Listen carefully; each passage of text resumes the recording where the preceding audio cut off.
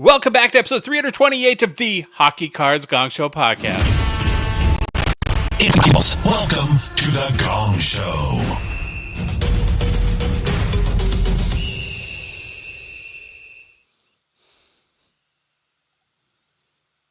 Hi, goofballs. How are you? Hi. Hello. Good. Captain Goofball. How are you doing? I'm all right. Louis, you have a good Yeah. weekend so far? Sure. Did you see our Vikings are trouncing the Cincinnati Bengals? Yeah, I can see it right now. Oh, yeah. Except They're killing except for it's tomorrow, yesterday. Carson Palmer, still their quarterback on the Bengals? Yeah. He just, Boomer Esiason just got hurt, so he took over and threw a touchdown pass to Chris Collinsworth. Oh, I thought it was Chad Ochocinco. He's not born yet. No, yeah, okay. Yeah.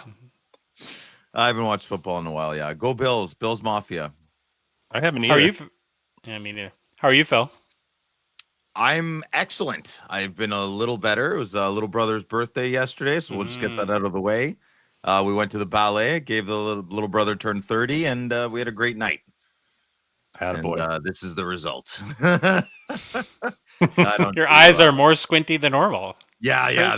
This is pure self-induced. Yeah, this isn't a Phil you're going to hear or see often. So Okay. Morning Phil hates night Phil some days. Mm-hmm. There you go.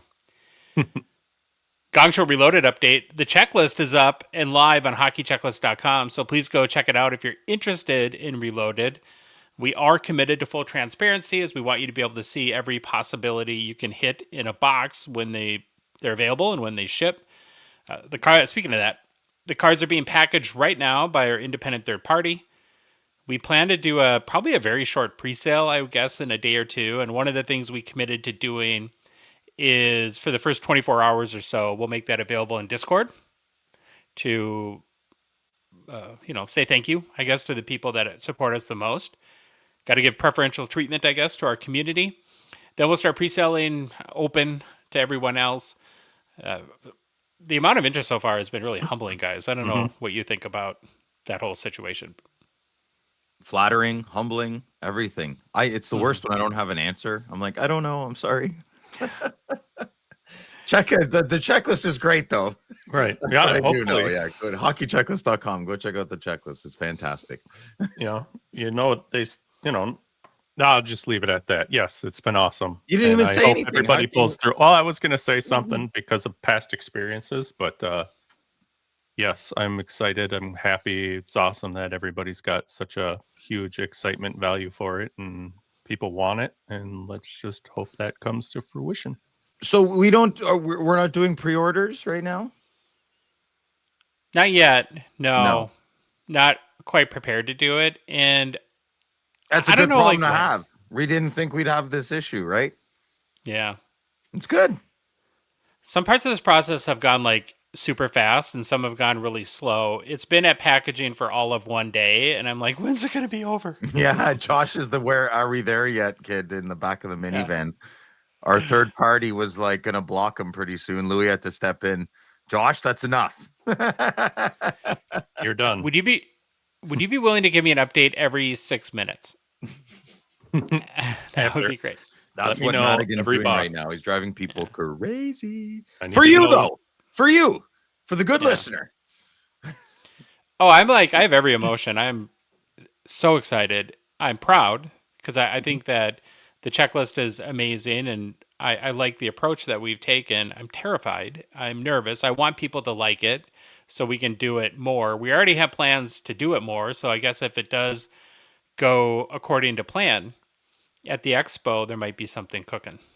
Ooh, I think the kids say it's baking. Oh, it's baking? It's baking. Yeah. Oh. Like what temperature? 350, 375? What are we doing? Well, since Canada can't figure it out either, we're on Fahrenheit as well for our ovens. So I'm a 375. Really? Are you really? Yeah, we use Fahrenheit for the ovens. Well, I do. Oh, okay. Yeah. Interesting. Mm-hmm. What did you say? It's baking? Imperial and metric? No, it's baking. What? That's what you called it? Yeah. That's what the kids say. It's baking, yeah. Don't we do marinating, Josh? Ooh. Sure. Let that sit and marinate, and while Let you that think about marinate it. a little bit. You typically marinate before a barbecue, but I don't want to talk about barbecues. So let's move on to Rip Party 2. It's Nope, keep going. it's heating up, boys. The names keep piling up, and we're over, I think, 20 some boxes already committed to be given away to you, the good watcher, at Rip Party 2, which will be live at Mint Inc. on Friday, November 8th, starting at 8 p.m. Eastern, stream to the Gongshow YouTube channel. But we need more. I would love to have 100 boxes. Is that crazy? Man, calm down. 100 boxes, Josh. No one's going to Fine. want to. Yeah, this Fine. is going to happen. So we're doing Rip Party annually. Nobody's going to return any phone calls or emails ever again. Sure. Why? Okay. We're I'm sorry. borderline harassment right now. 1,000. Let's go for 1,000. Oh, Jesus. 10,000. I don't care. Don't tell Josh you can't do something. No. Well, I want it to be the biggest giveaway ever in the history of the hobby. Wouldn't that be fun? We are counting, to your point, Phil, on the generation of the hobby. If you can, you can't, and don't donate, of course. But, well, I guess in that case, tune in. Maybe you'll win a box and get the hits from one of the boxes we open, and that could maybe brighten your day and turn the corner. Mm-hmm. Maybe that's just what you need. Otherwise, we're asking to people that if they kind of feel the movement with us to donate as well. And I think the most concise way that I can communicate what Rip Party is all about is when we all give, we all win. Yeah. And I just, that's the whole point of this. You can send boxes to our P.O. box if you're in the U.S. Another option is to call it Mint Inc. and just buy some boxes and say, keep them. Right. and store them for Rip Party. Kind of Yep. makes it easy on us. Yeah. We don't have to move them around anywhere. If you're in Canada, you can contact Phil. We are willing to at hockeycardsgongshow.com. very official. That's yes, it's very official. The address exists now. Phil at hockeycardsgongshow.com. What people have been doing is they've been placing online orders at Out of the Box, which is my LCS, and I've been picking them up and then presenting them to the good watcher, and Josh dictates accordingly of who else has contributed. So What I think's awesome about this list here is, it's all individual people. Yeah. Well, Zuri's a brand. Well, Zuri's Zuri, but Zuri's a lifestyle. you know what I mean, though? It's like, I like it. Oh my goodness. Speaking of Jeremy, I guess nobody's talked to him. I don't know. So Jeremy's donating those things to the. Do we know if we can say that yet? I guess I should. I don't know. We have time though. He'll be in Saskatoon, so maybe we talk to him. Yeah, there we'll about find out. Jeremy Lee's being very generous as well. I just don't know if I can say what he's donating. it. Very secretive, huh? Well, it's for him, not for us. Sure. Okay. Yeah. Well. All right. Well, again, thank you to everyone for their generosity. Every day we get more and more people donating, and it's just amazing. Phil, you guys had a great show on Friday night. Friday Nights with Phil. You want to give us a quick recap? Had a great time, Joshua. We had Lucas, longtime hobby friend of mine, on. Very, very happy. So the ironic thing with Lucas is he's like an internet wizard, and he makes websites and he does security, and he had the worst webcam I have ever seen in my life. I called him a potato the whole night. So we're going to have Lucas back because he was a great, fantastic guest. I don't even like saying guest, just friends that want to hang around, So we're definitely going to have him back because he tried to show some cards and he just looked like a psychopath. He was holding up nothing. It was just a big pixel. And then as soon as we stopped recording at the night, his screen went perfectly clear. Like you, Josh, sometimes when that happens, right? When we stop recording, I don't know. Yeah, it's So that was frustrating. a lot of fun. We got to preview California Dave as a new designated. It's getting real up here at Gongshow. California Dave is a new designated role, I guess we would say. He's our official new product review release guy. Would that be fair to say, boys? Yeah. That's one way to put it. I prefer the Gong Show's resident wax degen. Oh, yes. I forgot. Yes. The resident wax degen, Dave. We had to get Rebecca to approve that, of course. We can't make fun of her husband internationally without wife approval. So that was a lot of fun. I got to show some logos of Dave. I got some chat feedback. I figured why not just include them in the process of finding Dave's character and charisma and cadence and translating it with multimedia. So if you didn't have a watch live, that's okay. It's recorded. Go take a look and have a listen on YouTube. And if you missed it, the live, you come back this Friday. I don't know what's happening, but we're going to have lots of fun. Mm-hmm. Yeah. Well, and then when we're in Artifact? Saskatoon, Artifacts, yeah, you'll be giving away okay. artifacts. Yeah, whoop-de-doo, Basil. You got to get working with Grant for when we're in Saskatoon.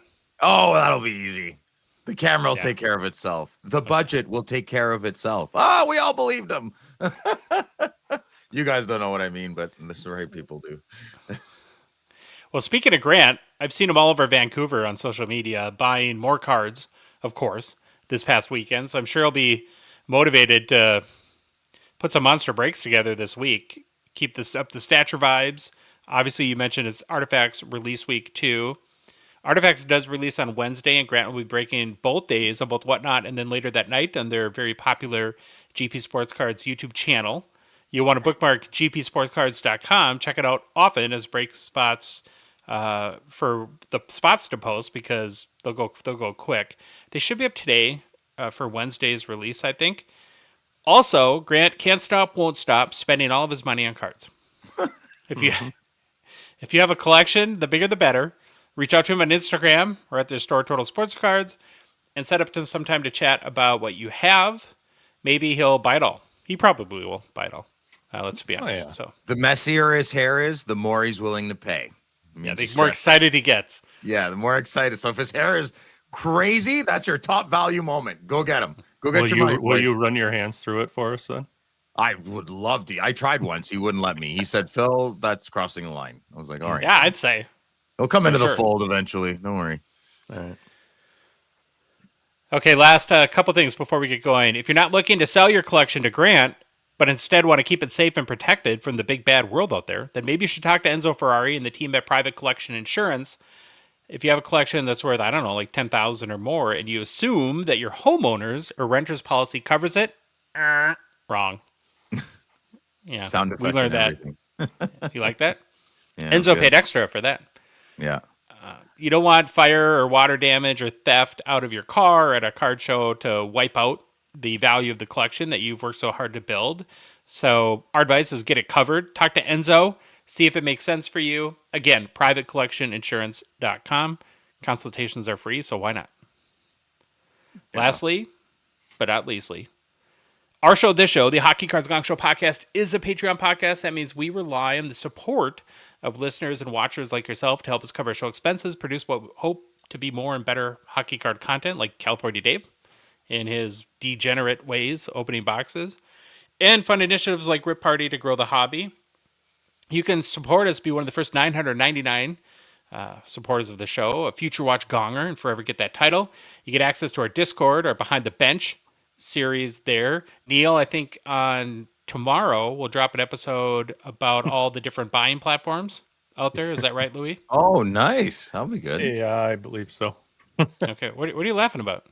Oh, we do this week in, week out, twice a week, and it's in the same order every time, but every show it's in a different order for Josh. I ad-lib. I wing it. Oh, really? I gotta keep you on your toes, Louis. You gotta keep you on your toes. Oh, you're trying to Gotta keep zing up a with... zig. Oh, okay. Yeah. I'm the Lane Hudson of podcasters. I shimmy shake. Ah, You're running in a zigzag line, so Yeah. Zaitsev can't get you. I'm glad I can entertain you. you do. You keep me good. Keep me awake over here. Thanks, bud. If you want to support the show, go to our website, hockeycardsgongshow.com, click on the Become a Patron link, or go to TikTok or Instagram and the profile there, or you go to Patreon directly, patreon.com, search for Hockey Cards Gongshow.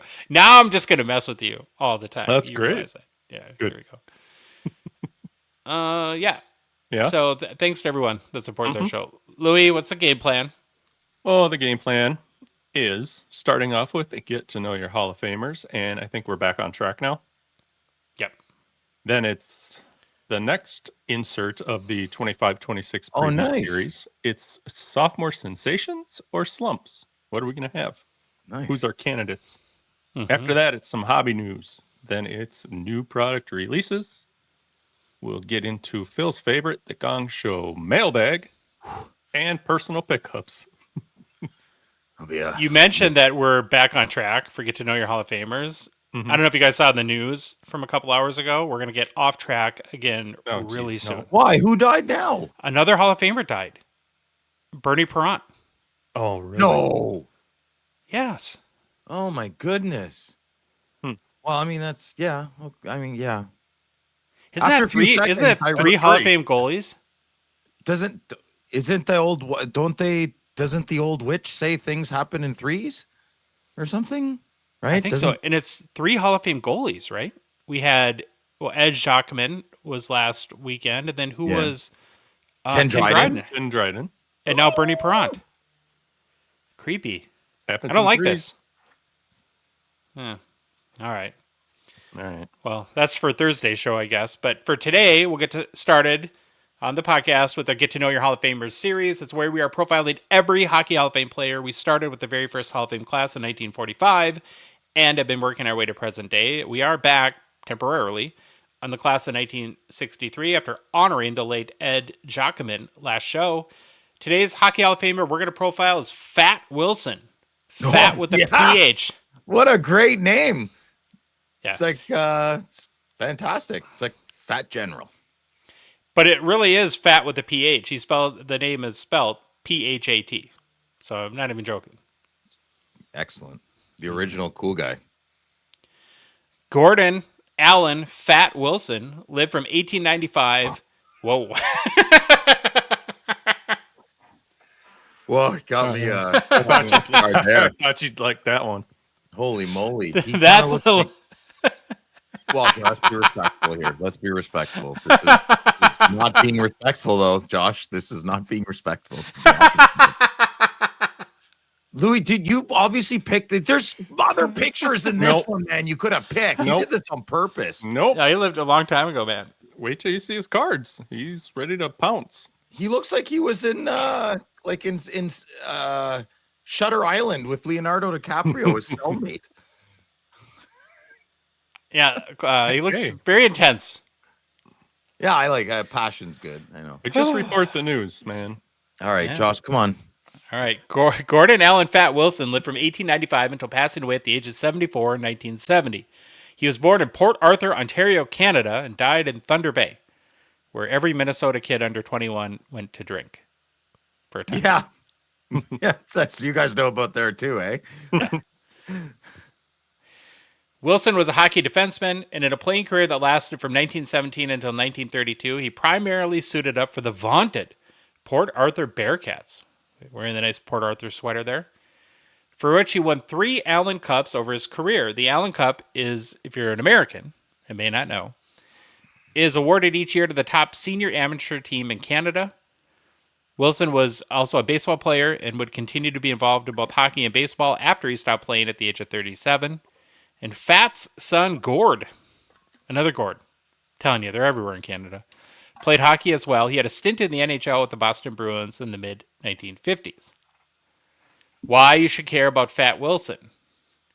Gordon Allen Wilson, born in Port Arthur, Ontario in 1895, as a boy had a big frame and easygoing nature, and local friends teasingly called him Phat with a F.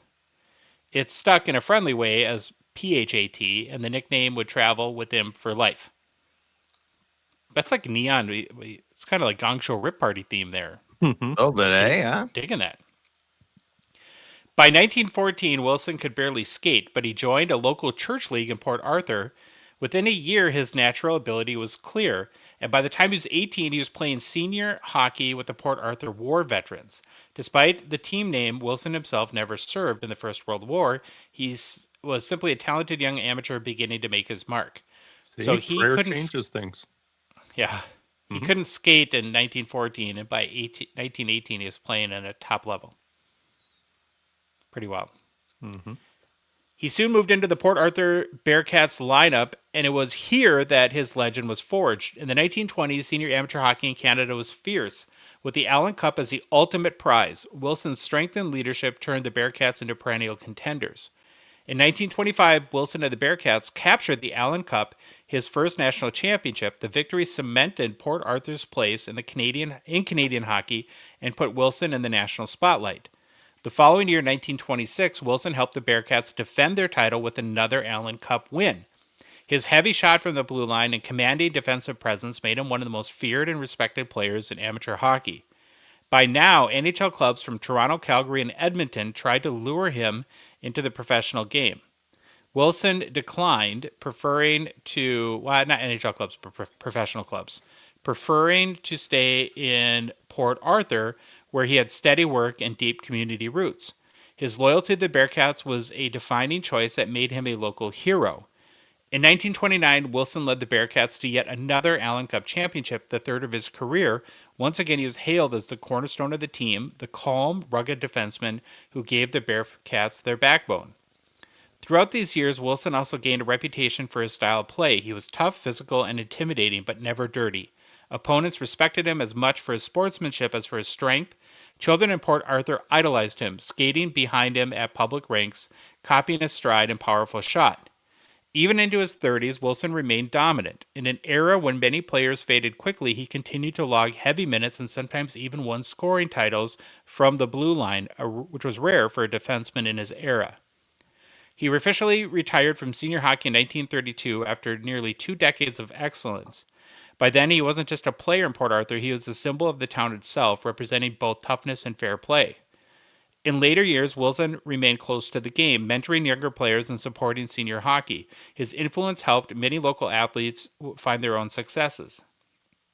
When he was finally inducted in the Hockey Hall of Fame in 1963, the honor recognized not only by 3 Allen Cups with the Bearcats, but also the choice he made to remain loyal to amateur hockey and to his hometown. He stood as a reminder that greatness wasn't only measured in NHL fame, but also dedication, community, and leadership. Well, that's good. It really, it's always keeps coming back, that amateur professional sentiment. You know, there's a very righteous thing going on when guys stay amateur back then, and it sounds like it was quite the leap, and you'd have to defend it if you went pro to make some money, eh? Yeah. Now we'll take a quick look at the Phat Wilson hobby market. There's only one Phat Wilson Playing Days cards. It's from the 1923 V128-1 Paulins card set, card number 16. The PSA 4.5 pictured on YouTube is the highest selling copy. Sold for $800 US in August 2024. It looks a little intense in that photo too, man. Yeah, he's so serious. He's got those. Who's doing those eyes? Tanev, one of the brothers. He does those crazy, crazy eyes. Yeah, it makes me uncomfortable. It's like the haka from New Zealand. I get it. It's tradition. I get it, but it makes me very uncomfortable when guys look at you with those eyes and do the face things. I don't know. Doesn't put me in a good place. A little bit of a Charlie Sheen vibe almost. Yeah, it's just, listen, you're on this Charlie Sheen thing. You just watched the documentary. I know. You're like, sorry. Rogan, Charlie Sheen, did you read his book? Stop it. I love how he's in Apocalypse Now, or sorry, Platoon, and then he's in Hot Shots Part 2. I mean, I still can't get over that contrast. There we go. The only other Phat Wilson hockey card I can find is from the Cardophilium set, where a PSA 10 copy sold for $25 this past January. That's all the hobbies got for Phat Wilson. With the PH. Banger. Remember Encino Man? Remember the bad guy in Encino Man? He kind of has like his haircut. A little bit, yeah. Straight up. That, boys, is your Hockey Hall of Famer, Phat Wilson. Let's move on to our 25-26 preview series. More than halfway through, I think. Yeah. It's maybe part 5 or part 6. We're going to examine sophomore year prospects, or the prospects for the sophomore year players. These guys the guys who were rookies last year are no longer shiny new toys for the hobby. And one of the things I did, because I wanted to do this a little bit different, is we're going to focus on projections. So I looked up a ton of projections and then had computer machines give a consensus as to what these players are expected to do next year. And I think you guys will find it pretty interesting. Okay. So I broke last year's rookies into a couple categories. I did BMOCs, big men on campus, for the coolest for their sophomore year. Then we did the kind of sort of populars, the toadies, maybe call them next, and then the clout chasers, right? So those are the Oh, of three course, categories. Yeah, there we go. I like the band Toadies. I like clout chasers. That's good. Yeah, there we go. Mm. Okay, so there's three, and they're pretty obvious. The big men on campus, as it relates to NHL sophomores this upcoming season.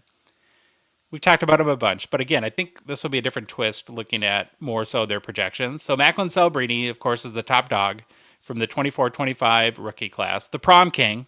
Every girl had a crush on him. Well, not Every really. guy wanted to be him. Mm. He wasn't the prom king. Hudson was the prom king. Nah, not Oh, that from a hobby. You're not crowned the king. You didn't win the crown. Right. Well, he won the hobby crown. Okay.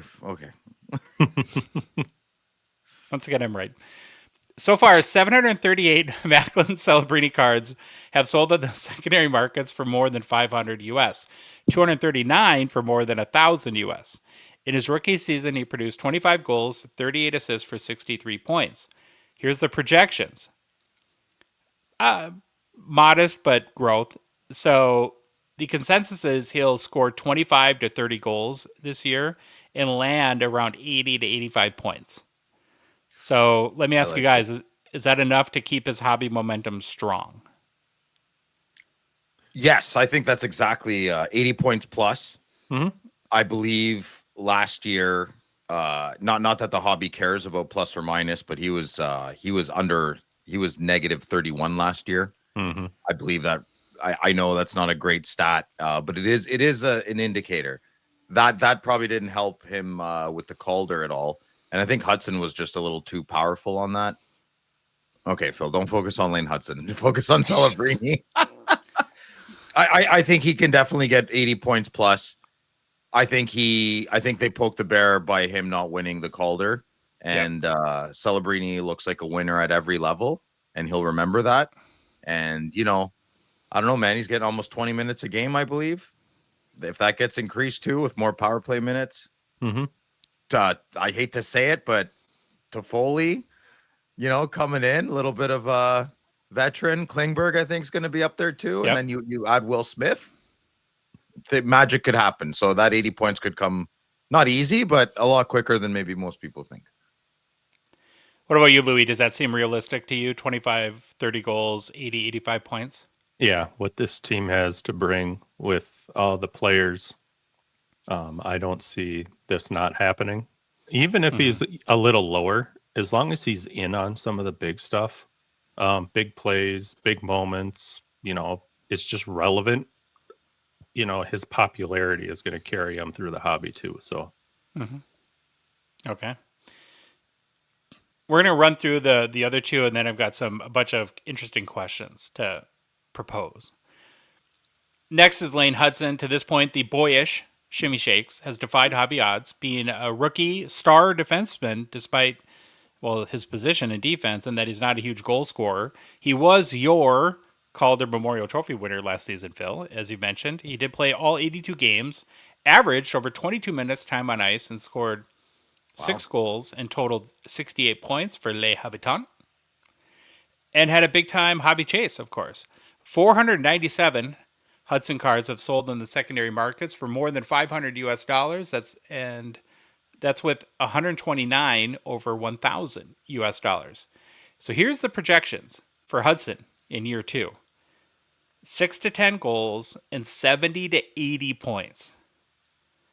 Could you see him getting 80 points in, I don't know. Who is this? Kel McCarr, baby Bobby Orr? All eyes on him, man. That's what I say. Lane, listen, I love the kid. I'm a closet Habs fan, as everyone can tell. The cat's out of the bag. The 20, what did you say? 22 minutes and over ice time? mhm. Yes. That's a lot of responsibility for a young man. And I said earlier, I believe his plus minus was almost at 0, which is probably good for a defenseman. Probably should be better than that. 80 points is a lot to ask when your primary objective on the ice is to defend. And I think all the spotlight is on him. I don't think the spotlight is, out of all the three, I think the biggest spotlight is on Lane Hudson. He won the Calder last year, and he's got a lot to live up to. Apparently, he's got 80 points to live up to, potentially. Nah, You don't think the whole focus on Demidov will deflect any of that spotlight at all? That's a very good point. It might. I don't think enough. I mean, I don't know. Like, Suzuki's Canada's golden boy right now. Can't seem to do any wrong. Caulfield, everyone forgot about, who's an excellent player. Josh hates Slavkovsky, but he's still an excellent player, still developing. Montreal's scary. They're just like the San Jose Sharks of the East.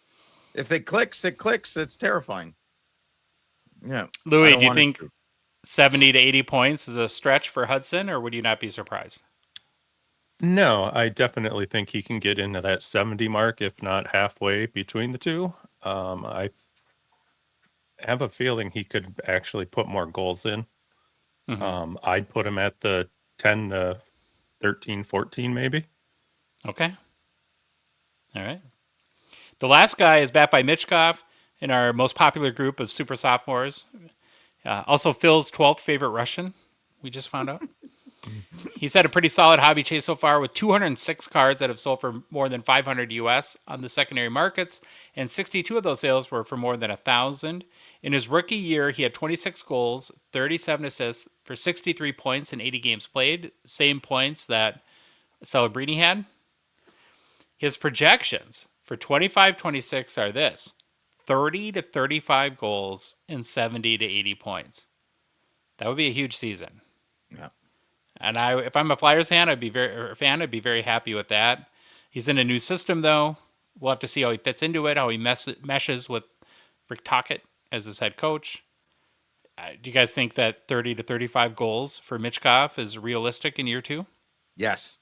I think this year is going to be the year of the Michkov. I think he's going to definitely get over 30 goals. I think he might.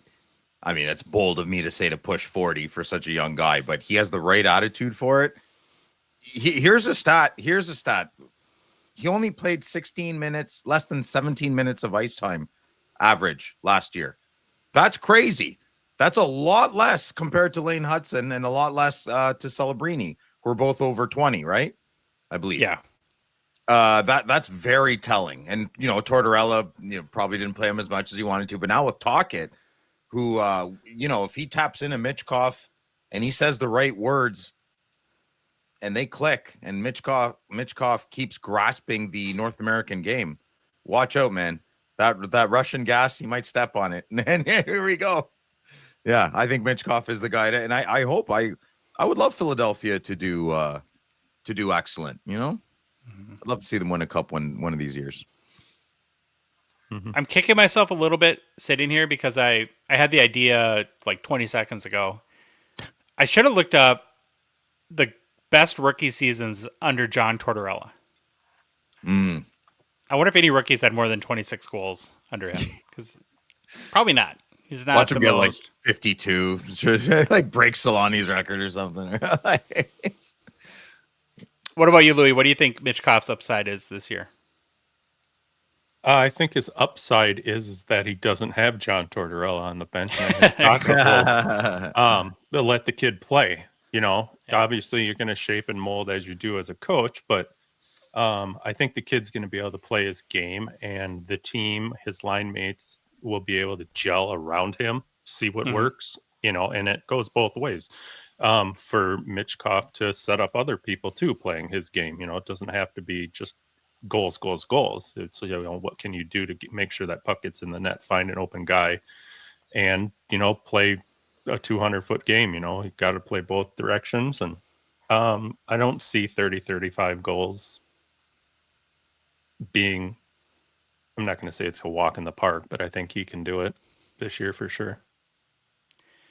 All right. We're going to play a little game. And it's a Gongshow version, a hobby version of the very popular F, Marry, Kill. Yes. But this game is different. It's called Cash in the Kids College Fund, Decent PC Guy, or 3 years from now, he'll be a bust, a loser, and everyone will hate him. Oh, I like it. Okay. Okay, so we have to put the three players we've talked about in one of those spots. Again, it's Cash in the College Fund. Yeah. Decent PC Guy, and 3 years from now, he'll be a bust, a loser, and everyone will hate him. So who wants to go first? Okay. Well, you have to do one. You have it. Those are the rules. So Yeah, I'm gonna go with the oddest answer. Mitchkoff, I'd throw the farm at because he has the highest ceiling for hobby love. Mm-hmm. Uh I would he'll be a great hobby guy, Celebrini and Hudson. You can forget it, he's a bum. I don't like this game. All right, everyone, turn on your clip cam. Yeah, get We out just of here. had Phil call. No one wants clip cams. No one wants things clipped to rewatch them. Hey, Louie, I'm looking at the counter. Sorry, we've run out of time. You and I can't play. So I guess we found out Phil thinks that Lane Hudson's a total loser. Got it. No, I'm kidding. All right, Louie, who do you pick? You're putting words in my mouth, Madigan. Oh, yeah. I'm going actually the same direction Phil did. I'm cashing in on Mitchkoff because I think he's going to blow it up.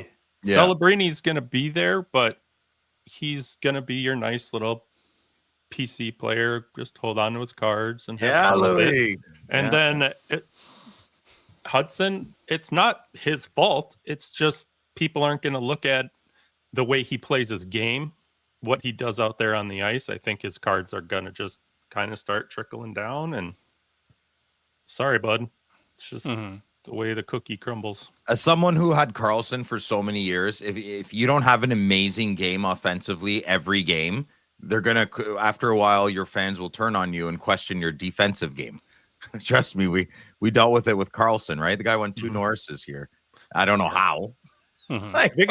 Biggest problem with this, Josh, is you really made it difficult. You know, you're throwing shimmy shakes in with these 2 guys because if you put it in like 3 defensive guys, it would be completely different. It's just hard. It's almost not fair to shimmy shakes. You tell him, Louis, if the players were different, this would be a completely different survey. Because you can't argue about what was 60 assists and probably more this year and pumping in a couple goals extra than he did last year. I mean, damn, bro.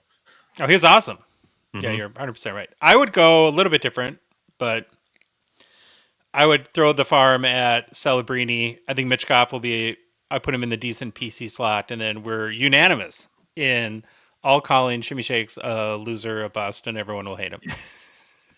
He's going to turn it on now. He heard the Gong Show. I know. Him. He's like, oh, really? You think so? Hey, guys, he's going to have a career year. And this won't stop people, but for the record, we were being kitschy, and we all like Shimmy Shakes. So, but go ahead. Go nuts in the comments. It's fine. Yeah, go nuts.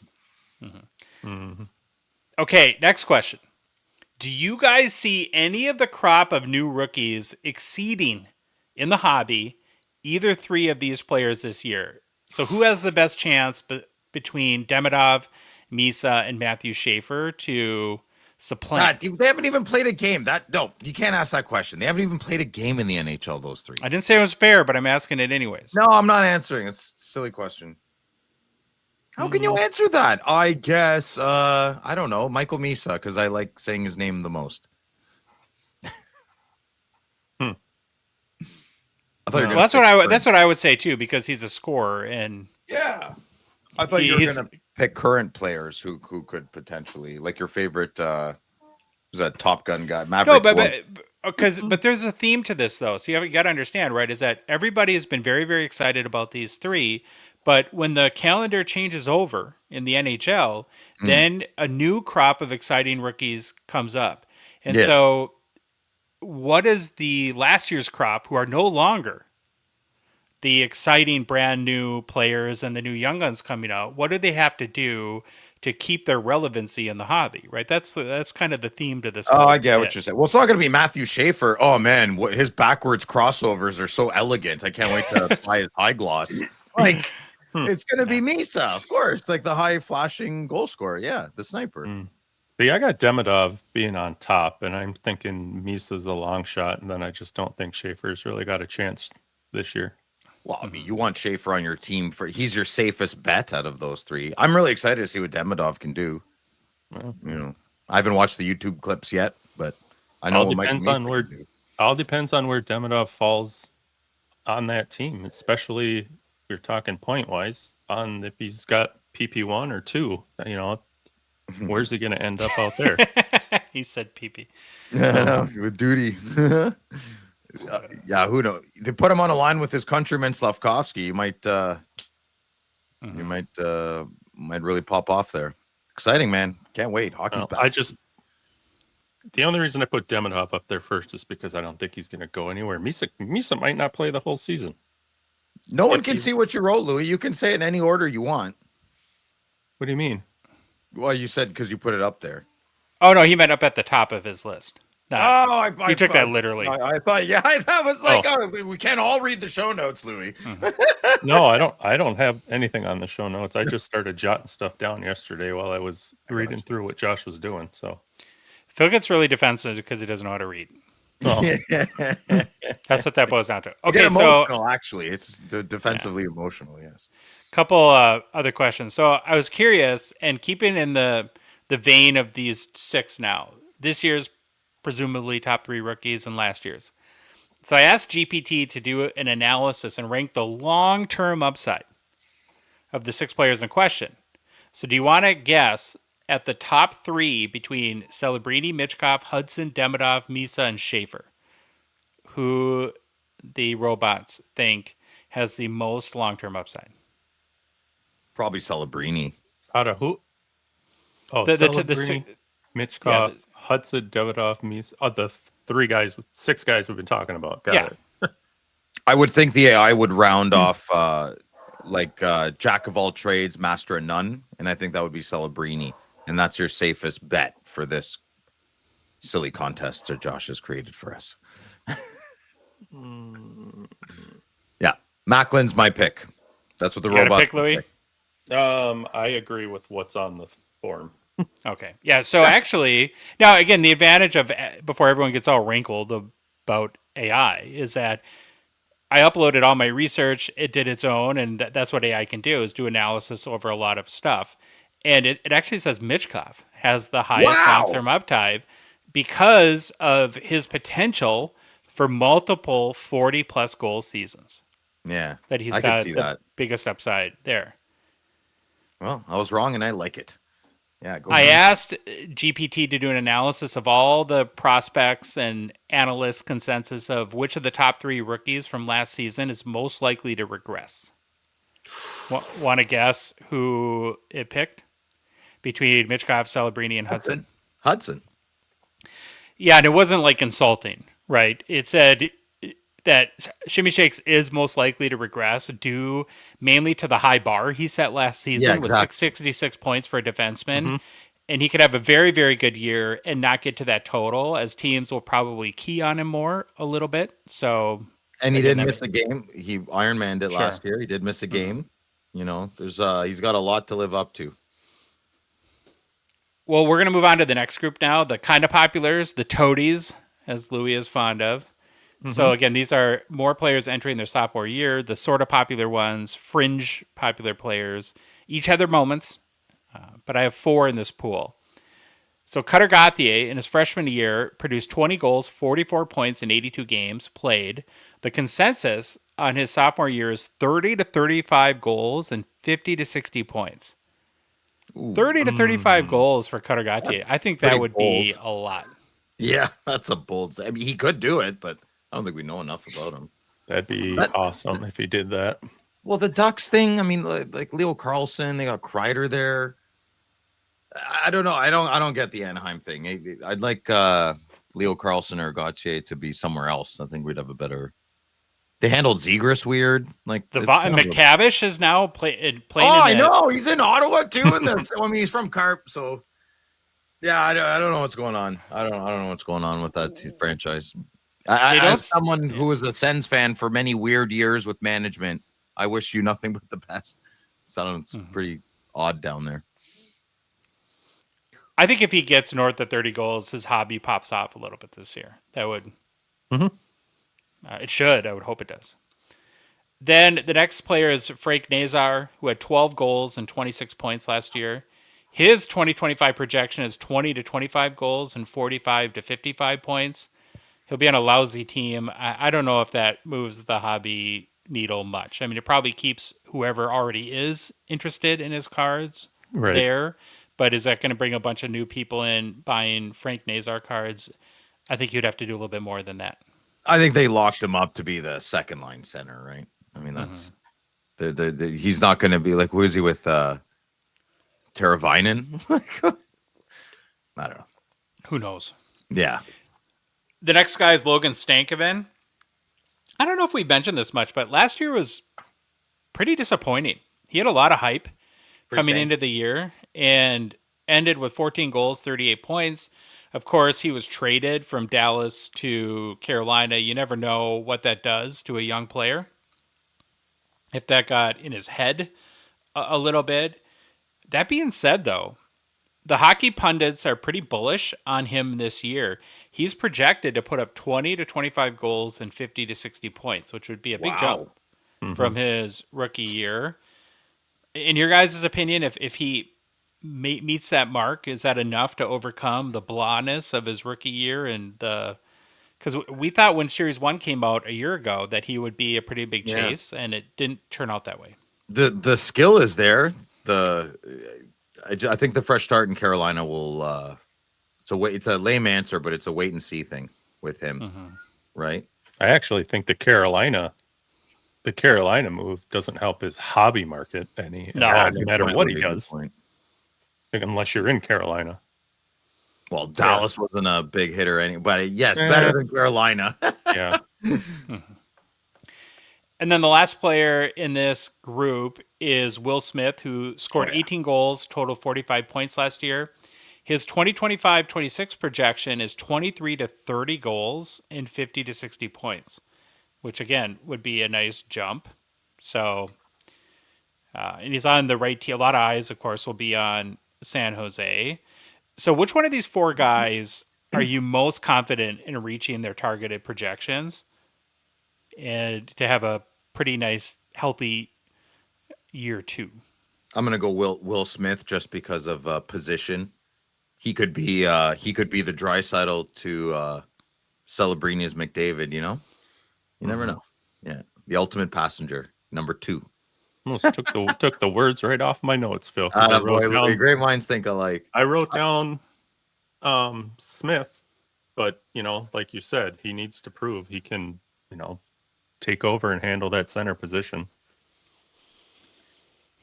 It was tough for me between him and Cutter Gauthier. My one concern about Smith is you have Celebrini, who's going to get a lot of hobby attention, and then you have Michael Misa, who will have Young Guns and other rookie cards coming out that people are going to be pretty excited about. And with Cutter Gauthier, despite all the BS that we've mentioned in Anaheim, I think one thing he showed last year was a lot of resiliency in producing pretty well in his rookie year, despite all the craziness that went on with Philadelphia and John Leclerc going to his college and him not wanting to beat him and fans riding him in the craziest sports town in probably North America, Philadelphia, right? Where you'd never want to get on the bad side of any fans. And so if anyone can maybe deal with the oddities of the Anaheim culture, it might be Cutter Gauthier. So it's between the oddities of Anaheim culture. Oh, you wordsmith. That was excellent. Yeah. I wish I could talk like you, Josh. It's pretty good. Very elegant. I wish I could grow a mustache like you. I hear you. I hear you. I Louis too. I don't doubt you wish you could as well. Just a baby face. All right, last group in our sophomore preview are the Cloud Chasers. I have 2. The Cloud Chasers. I could probably pick them. All right, go for it. Oh, come on. Yes. You just said I could pick them. I said one of the Maverick Bork, I think, is a Cloud Chaser. Yep. Okay. Well, I talked a big game. I can't really think of anyone. Who else? Maybe some kids. Who are some kids of some players? Bertuzzi? No, he's too old now. You're on the right track. You're on the right track. I don't know. I can't think of anyone. Okay. Kids of a player that was traded. I'm too dumb today. Sorry. Every day. They're both 23 years old, so they're at the end of their prospect pool. Maverick Bork is one. The other one is Josh Doan. There you go. There's one of them. I don't think that's what I was thinking of, though. I don't think that's what I was thinking. He had 7 goals, 19 points in 51 games last year. Did spend a fair amount of time in the AHL. Again, 23 years old, so a touch older on the prospect side. And he was traded to Buffalo as part of the JJP trade. I don't know, maybe an early fresh start could do something for his career. And there's a big vacuum, somebody to take the spotlight with Tage Thompson there in Buffalo, and who knows? Oh, I like how you used a vacuum there, because isn't that just the team that sucks everything up and it just goes in the trash? Oh, that was very literal, but I meant I meant more of a void, but yeah, you could probably use that. I think too. Louis was looking at Dysons on Amazon earlier, so he's got the vacuum analogies on top of mind. We never had luck with Dysons. Have you get? Yeah, I super like my Dyson. expensive. I have the V12. I've had it for a few years. It's maintenance, man, just like anything else. My work has taught me a lot. Like, you take the time to take care of the things, and it does really make a difference. And the same would apply with your Dyson. I know, Josh. I bet you his Dyson's never been taken apart. Oh, it has. It has. Because I have women in my household that have very beautiful, thick hair that sheds constantly, and that's problematic when it comes to I'm proud of vacuums. you. Good job, buddy. Can we talk? I'm leaning towards. I kind of like the Utah hockey team. Like, I'm a big JJ Peterka guy. I like their uniform. They got I a think they name might now, be my Phil. West team. Mammoth. They got a name. They're called the Mammoth. Oh, is that? Yeah, that's where they are now. Well, I don't know. Like, maybe go to a home game there, meet a good Mormon girl. You know, you never know what could happen. Yeah. Dave's like, no, Phil, no. I've almost pulled the trigger on a Mammoth hoodie. I think I love the color. I know, right? Should we be okay? So do we need like an official hockey team of the show, like where we're all Maybe. fans of one hockey? I think the Utah team would be a good, like, we're an agnostic. Well, we know Louis is always in the market for another team, so this Yeah. is like right up his alley. He can't get enough. Yeah, so he's I'll- down. I don't know. I think it'd be nice to have a channel favorite team that's kind of funny. That if they actually do, I think Utah is very. Well, you've got I like Clayton Keller. You don't, but I do. Dylan Gunther, who could be a breakout candidate. Who doesn't like Dylan Gunther? Logan Cooley, row the boat, Skyuma, go Gophers. He's and the coolest. JJP. My guy, JJP, is a German. And then the other guy we mentioned is Maverick Bork. Had 11 goals, 25 points in 73 games as a rookie. He could get 40 to 45 or 45, 50 points north of 20 goals is the projection. Is that enough to make any noise on the loaded Dallas roster? Probably not, but dark horse candidate. Let's be honest. What's the most interesting thing about saying Maverick Bork? It's the name. It's a really cool name. Oh, it's a sweet name. It's a great name, but that's what's kept him relevant in these hobby discussions. Sorry. Yeah, fair. Linguistics. Phonetics. Well, that's your sophomore preview for this upcoming year. A few more topics left.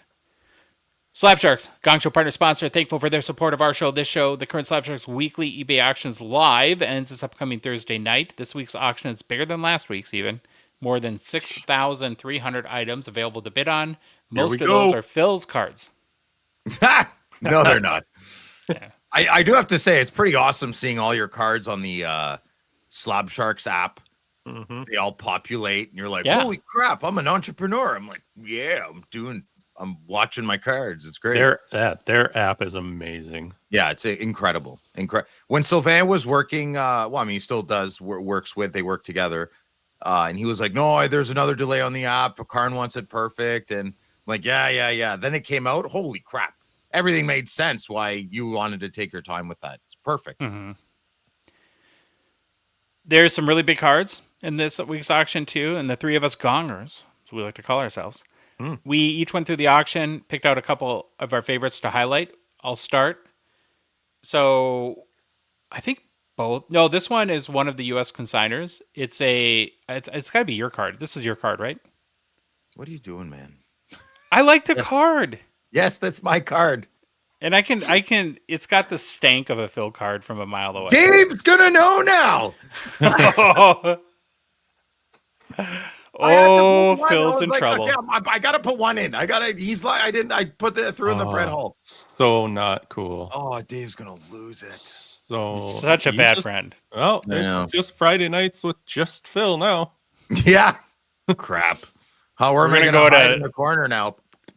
We're going to have to start Saturday mornings with California Dave pretty soon.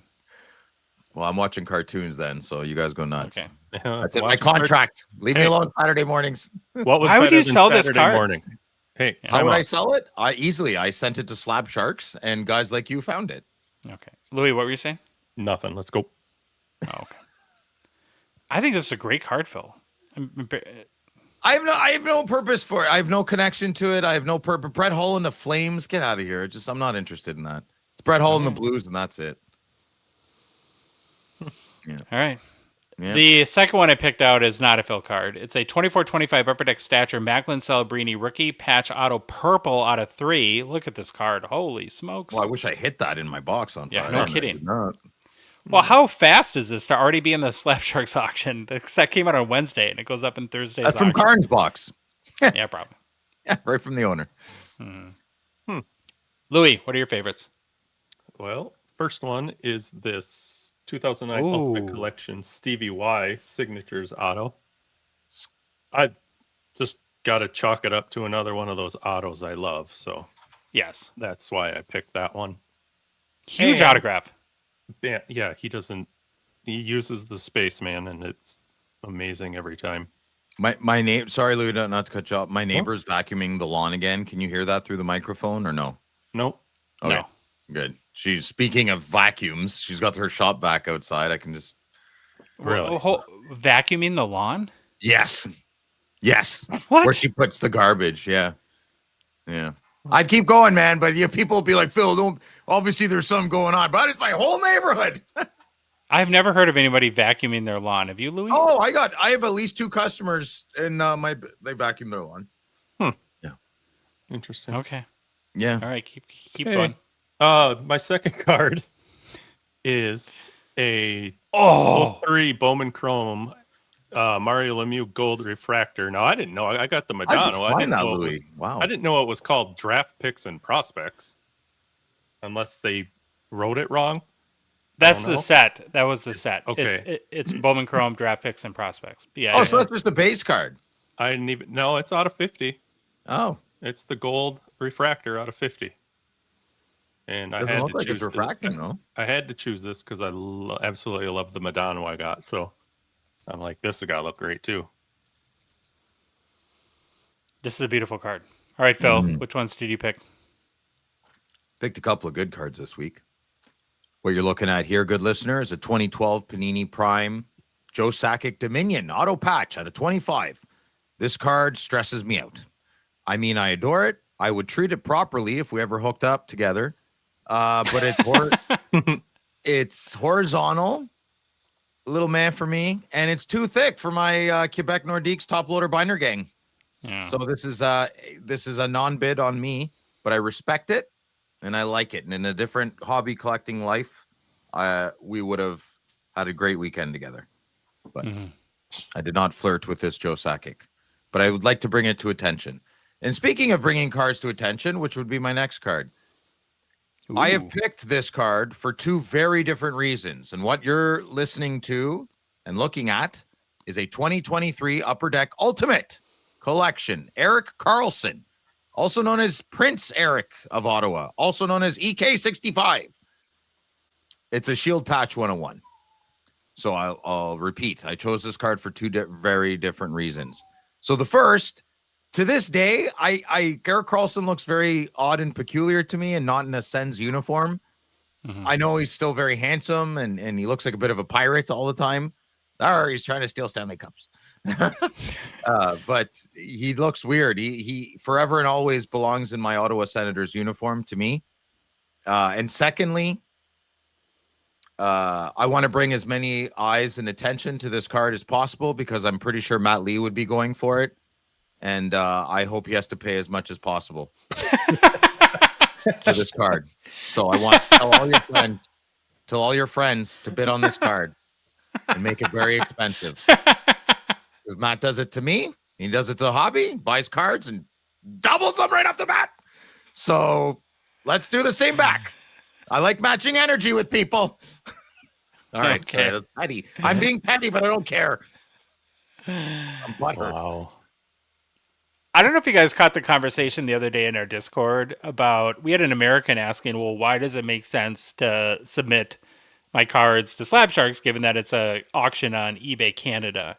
And we had a bunch of Canadian followers of the show chime in, and would love to get your perspective on this too, Phil.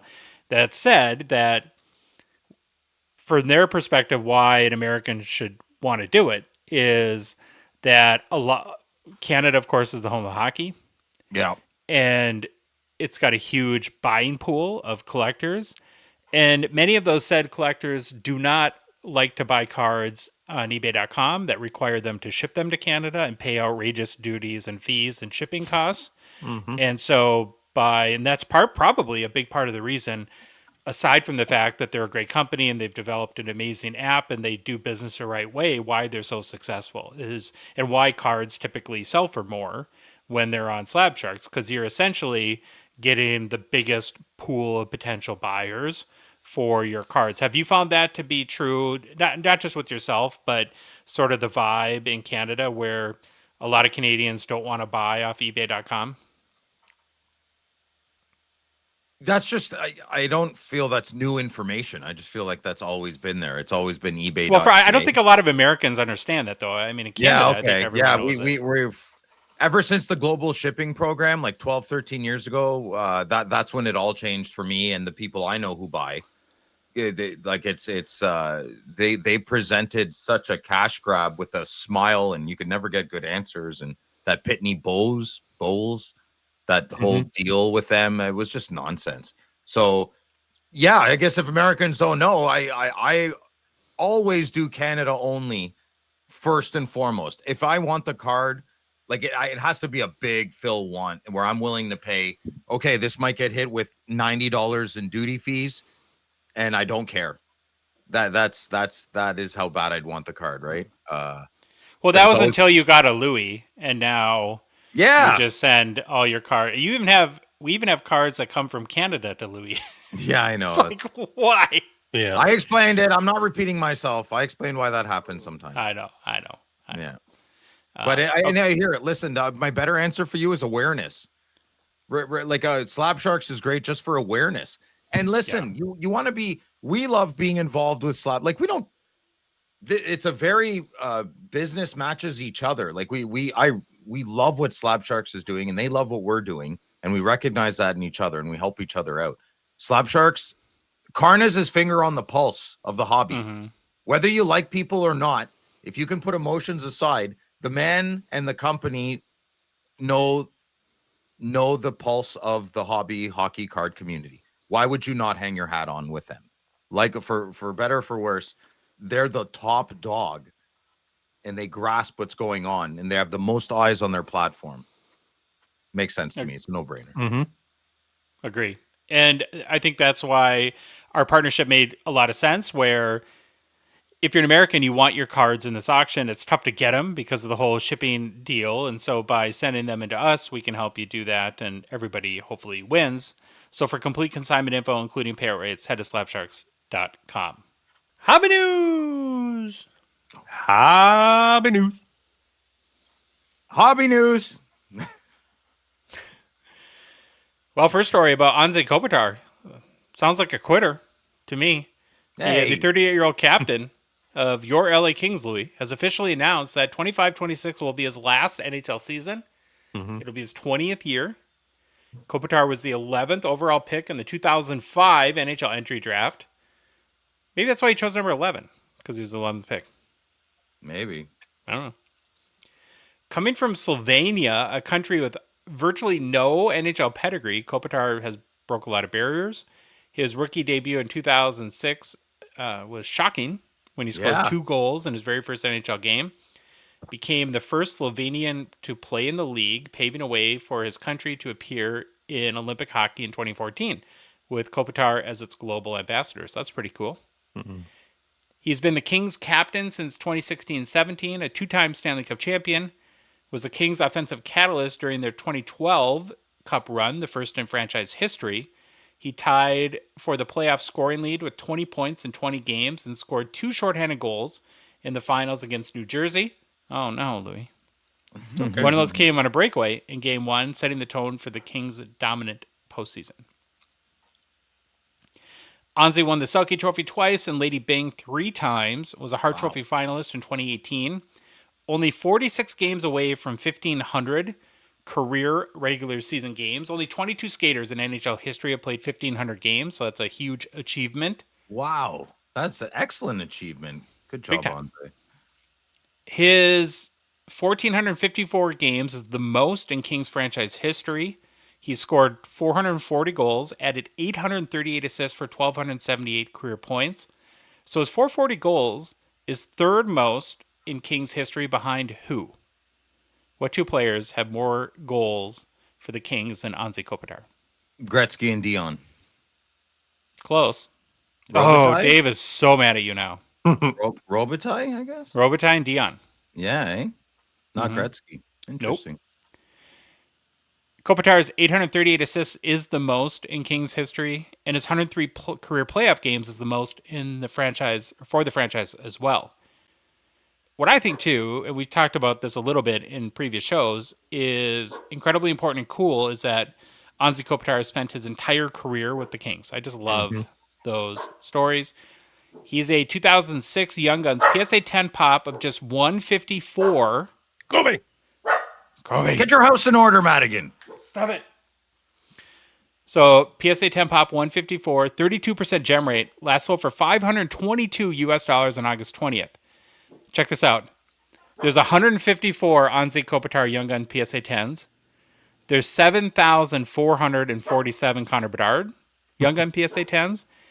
And the last sale of the Bedard was more than the last Kopitar. This is horrible. The last Bedard sold for $535. What is my dog doing? Kobe! There you go. I'd ask for a picture retake. Yeah, that's a bad hockey mouth in that one. So, again, the last sale was $522. That's up 58% in the past year, down up 5% in the past 6 months. 52-week high is $523, so that's $1 off the 12-month high, and then 52-week low is $330. I'm not even the hugest Kopitar guy, but I would have bought that card for $330. That was yeah. Don't have to tell me twice. Mm-hmm. Yeah. And I would think Kopitar would be an awesome PC guy. Like if you're a Kings fan, relatively inexpensive. Yeah, the patches are great. He's got a great autograph. Price point's fantastic. He's a guaranteed Hall of Famer. You know? Yeah, that would have been great to cash in on that at 330. I probably would have kept it too for a while to see. Oh, I think we're all pretending. Not one of us would have noticed. We would have scrolled right past the card and be like, oh, like, absolutely. We're not these savvy guys here. Any of these cards, an opportunity to make some value. No, if we could all see that, the 52-week high and what's the low going to be? Yeah, we don't think like that though. But every card we do this on. Play on your Toyota. I want to go color. We're not thinking like that. We want to look at our own cards. True. Fair. Yeah. Why doesn't California Dave collect this guy? I don't know. Because Dave's a jerk. Either. He like 20 plus, right? Anze's too old for Dave. And Robitaille's not? I know Robitaille was this guy growing up, but I think it's a good when point. I see players like this, Louis, and us being a Minnesota fan, I wish we had a guy like this to collect. You wish you had a Daniel Alfredson. So Anze is my Daniel Alfredson. Okay. That's probably a good way to put it. Yeah. Mm-hmm. Yeah, we don't at all. Kind of Mikko Koivu, but I'll be honest, I'm not a big fan. Aww. I guess he would have been more of a Saku guy. Well, no, but he would have been our Kopitar, I guess, though, if we started collecting him back in the day, all the way through. But just poor man's Kopitar. No thanks. Yes. Very poor. Well, everybody's a poor man's Kopitar. There can only be one Anze. Listen, this is why my only memory. The reason I think Anze has stuck with me was because I had a friend who was a diehard Ducks fan growing up, and I was at his house. I don't know how. I don't even remember if it was live. It must have been live. I saw Anze's first game, and do you know who he scored his first 2 goals in his home opener or his NHL debut was J.S. Giguère. Really? Conn Smythe winner, yeah. So when I was like, who is this guy popping in? He scored the 2 goals back to back. And I remember hoping I was laughing at my buddy Drew because I was like, "Who's this rookie just popping in goals?" I didn't no idea it was Kopitar until later, obviously. But I've that's stayed in my memory forever. I think that's why I've always liked Anze. First impressions last a lifetime, right?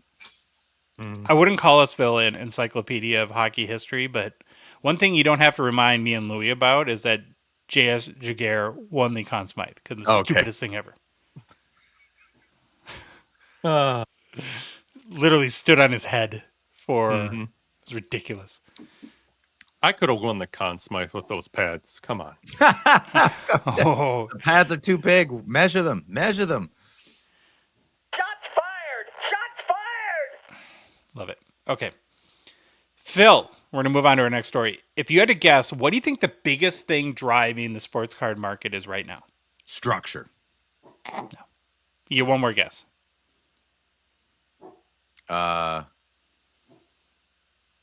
I got nothing. Sorry, boss. Okay. Well, if you would have guessed basketball cards, you Oh, would have jeez. been correct. So this story comes from collect.com. Apparently, the hobby news site has done some analysis, and it is the basketball card market that's been a huge driver of hobby growth so far this year. Check this out. I thought this was pretty amazing. So far in 2025, more than half of the top 50 public sales recorded by Card Ladder have been basketball cards. Who are the players? Like, are there famous basketball people now? Well, there have been. Jordan, ever heard of him? Well, yeah, but that's when basketball was like really basketball. Is it like Well, it really still drives the basketball now? hobby. It's like Yeah, Wayne okay, I Gretzky don't know. drives the hockey hobby. LeBron cards sell for a ton. Curry. I mean, there's a lot of relevant. This really doesn't surprise me, though. And I agree. I think it is pushing it because basketball's collected by Yeah. so many people all over the planet. Yeah, there you go. And it's such it's a rough sport too, right? When you get in those pockets with the elbows. Josh, remember you were explaining to me how basketball can be pretty dirty and pretty rough and exhausting. Yeah. Why do I feel a very thick coat of condensate? What are you talking about? I'm just using our words, man, verbatim, bro. Oh, Phil. Well, be careful when you sleep in Saskatoon. It is a little bit, Louis, everything you said makes all the sense in the world to me, but one of the things that collected in their article is when you go back over the past 10 years, typically it's baseball cards that dominate the top of the top sales. And so America's to have, pastime, right? Yeah. Is it dying? I just think basketball is really popular, and these logo man cards have become huge. You just had the biggest sale of all time on the LeBron Jordan, was it? Didn't you say they're the best league at marketing? 100%. I thought the 100%. NFL would have been, but too many domestic disputes in that league. I'm not laughing at it. I'm just pointing out a statistical analysis. I don't think you're wrong. I think that they're marketed different. The NFL more markets the league and the teams almost at the expense of the players. I mean, there are stars. There's Patrick Mahomes and quarterbacks, but the NBA really markets players, and that's what I wish the NHL would model itself after, and has made their players the stars of the league. And people will always say that a lot of that comes down to the helmet thing, right? The NBA players are in tank tops and shorts, and so you get to see their faces, where football players or hockey players to some degree, while they don't wear a face mask, their personality is covered up by the helmet. Oh, and the NHL's doubling down. We have to wear helmets during warm-up now, so you can't see the big hockey hair flow. Thank goodness some of the boys still take the fine. You know, it's would like Guy Lafleur be Guy Lafleur if you yeah, had to play exactly. today? Like the NHL's doing everything they can to not grow their game. Got it. Let's play another game in Europe. Okay, let's go. Yeah, new ideas. Yeah, and the basketball index and card ladder is up 29% year to date. So Right. And then side note, it doesn't look like our beloved hockey hobby is moving the needle much. We're riding the coattails of basketball and other sports right now. How's their Gongshow Index 100 doing?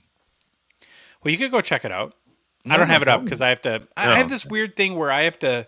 My computer's all horked up. To turn my camera on, I have to take one of my monitors down now because somehow they're connected. Index. Did ChatGPT tell you which laptop to buy last year? Remember? That's how you bought your laptop, right? No. Oh, I thought that's how you bought it.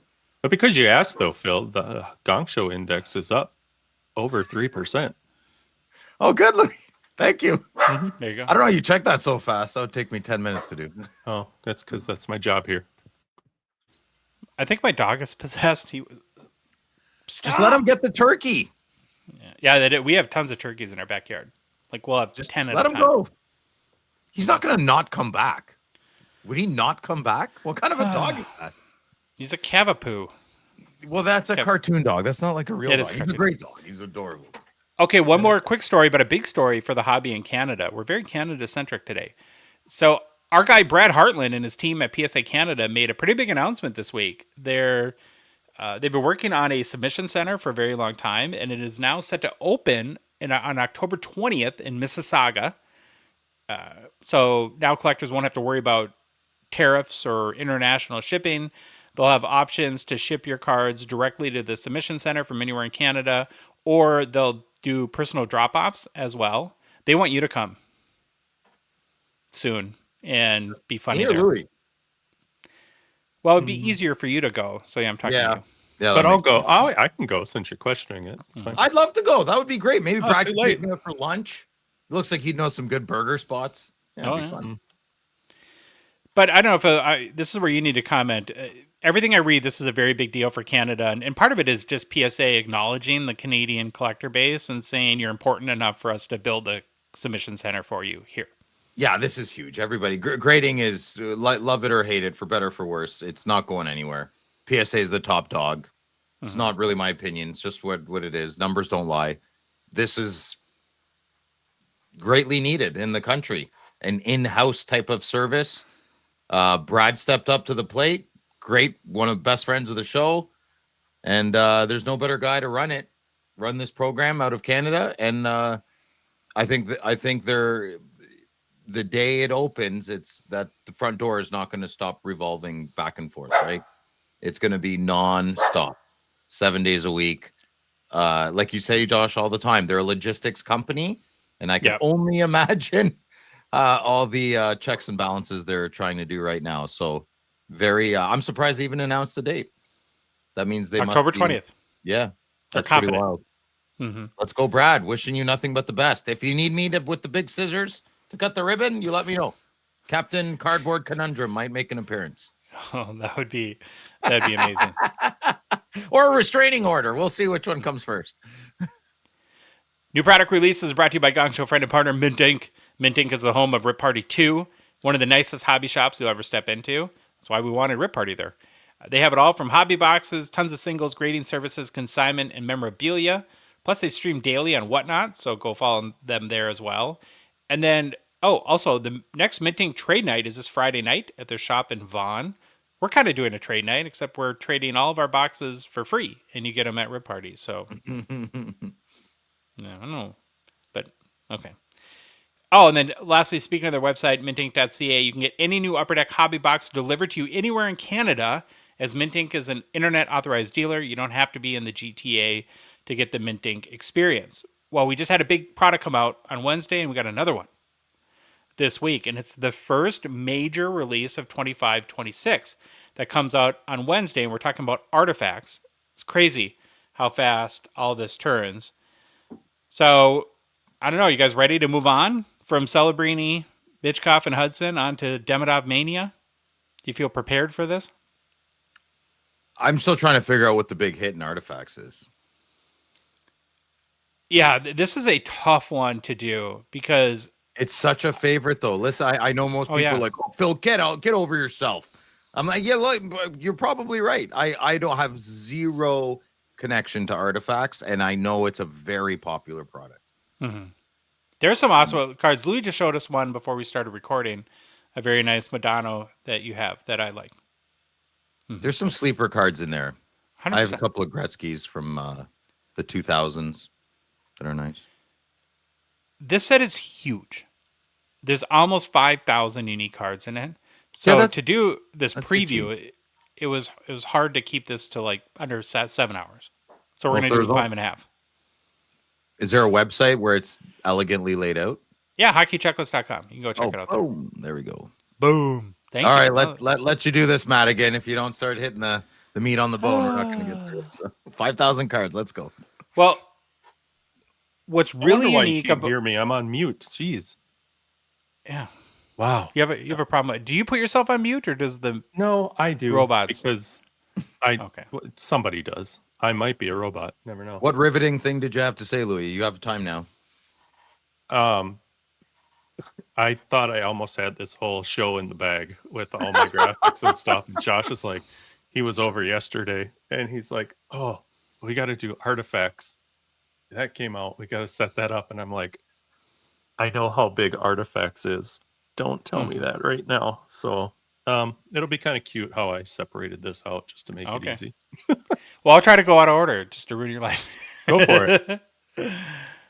Okay, so here's the first kind of really interesting thing about this release is that it is way earlier than it has been in a long time. So the last Artifacts 24-25 came out on December 11th. 23-24 was in December of 2023, and 2022-23 was in January of 2023.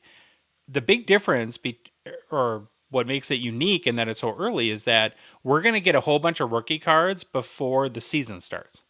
So normally, when Artifacts comes out, the big rookies have played for a couple months, and you'll have some sort of idea, at least, like who made the team, first of all, where there could be, there's going to be a lot of speculating for a month and a lot of money spent on, and then we might find out one of these guys is going to the AHL, and imagine that happening. So... yeah, so it'll be really fascinating to see how that kind of affects the secondary market sales, given that it's so early this year. Again, if you want to see, like Phil mentioned, every card in the set, we're not going to go through all the cards. It would take forever. Go to hockeychecklist.com. We'll try to just cover the highlights. And as we always do, we'll start with the base set. And this is another example of how just big and bonkers this product is. The base set is broken down into 6 parts. I'm not kidding. I'm dizzy. I'm dizzy like Phat Wilson. Yeah. There's veterans, stars short print, goalies, greats, not legends. Nobody say legends. Nobody say legends. The Hockey Hall of Fame will sue you. Yeah. So crazy. And so we'll start quickly. I'm not with the veterans. There's 100 vets in the base set. And then there's also 13 parallels for each card. I'm going to go through them once. We're not going to go through them for all 6, but because they're all kind of the same. You have Sky Blue, which is a 1-to-1 blaster odd. Oh, wow, Louis, you did do this well. It's like you need like a science degree to go through this stupid set. Like a periodic table of elements. It's more confusing than my old physics class. This was the easiest way I figured I could break this down. This is brilliant, dude. Kudos. You have Ruby out of 599, Lime Green out of 135, Jade Green out of 100, Platinum Sparkle out of 99. Favorite. Yeah, stop. So there's an out of 100 parallel, and there's also an out of 99 parallel. Mm-hmm. I don't know about that. You have Copper out of 75, Yellow out of 50, Pink out of 35, Purple out of 25, Gold out of 15, Emerald's Glow out of 10. We have 3 green-ish parallels, which should make you happy, Phil. You love the color green. My favorite color. Yeah. And then there's Masterful Artifacts, which is a 101. Hey, did I make up metallics? Metallic, or what did I do there? I don't know. I might have forgot it. I mean, yeah, I probably forgot it. Yep. It's on hockeychecklist.com, so it's got to be right. Yeah, okay, wow. So Stars have 35 players on the checklist. The big difference is the base card for Stars starts at $6.99, and there's the same parallels as the Veterans.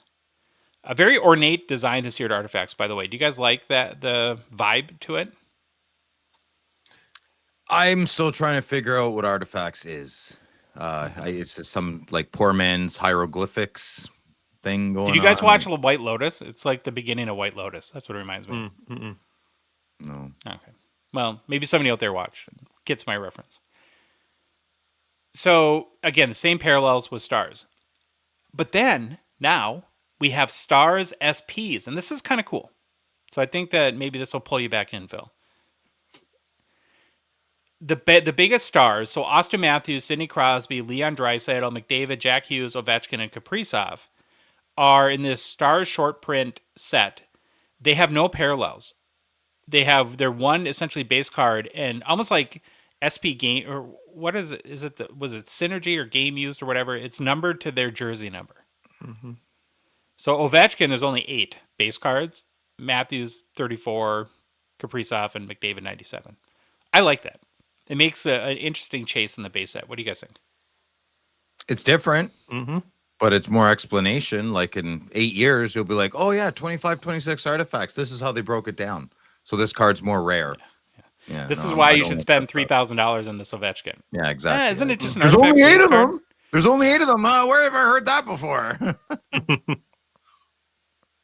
Goalies has 15 cards, so only about half the current starting tendies in the league. Like with Stars, base starts at $6.99, and they have the same parallels as Veterans and Stars. Mm-hmm. Then you get Greats, not Legends. Greats. 20 Greats on the checklist. Again, base starts at $6.99. Same parallels. Here's some of the highlights of the Legends. You have Bill Guerin, Judas. It's not a highlight.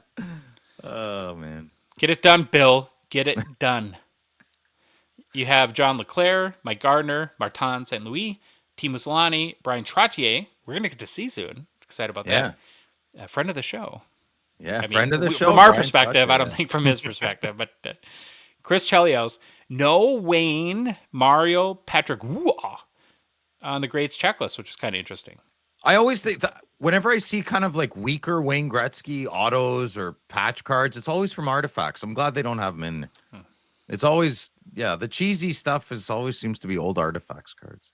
And there's some Actually- nice ones too. There's some nice, no artifacts card is relevant to me.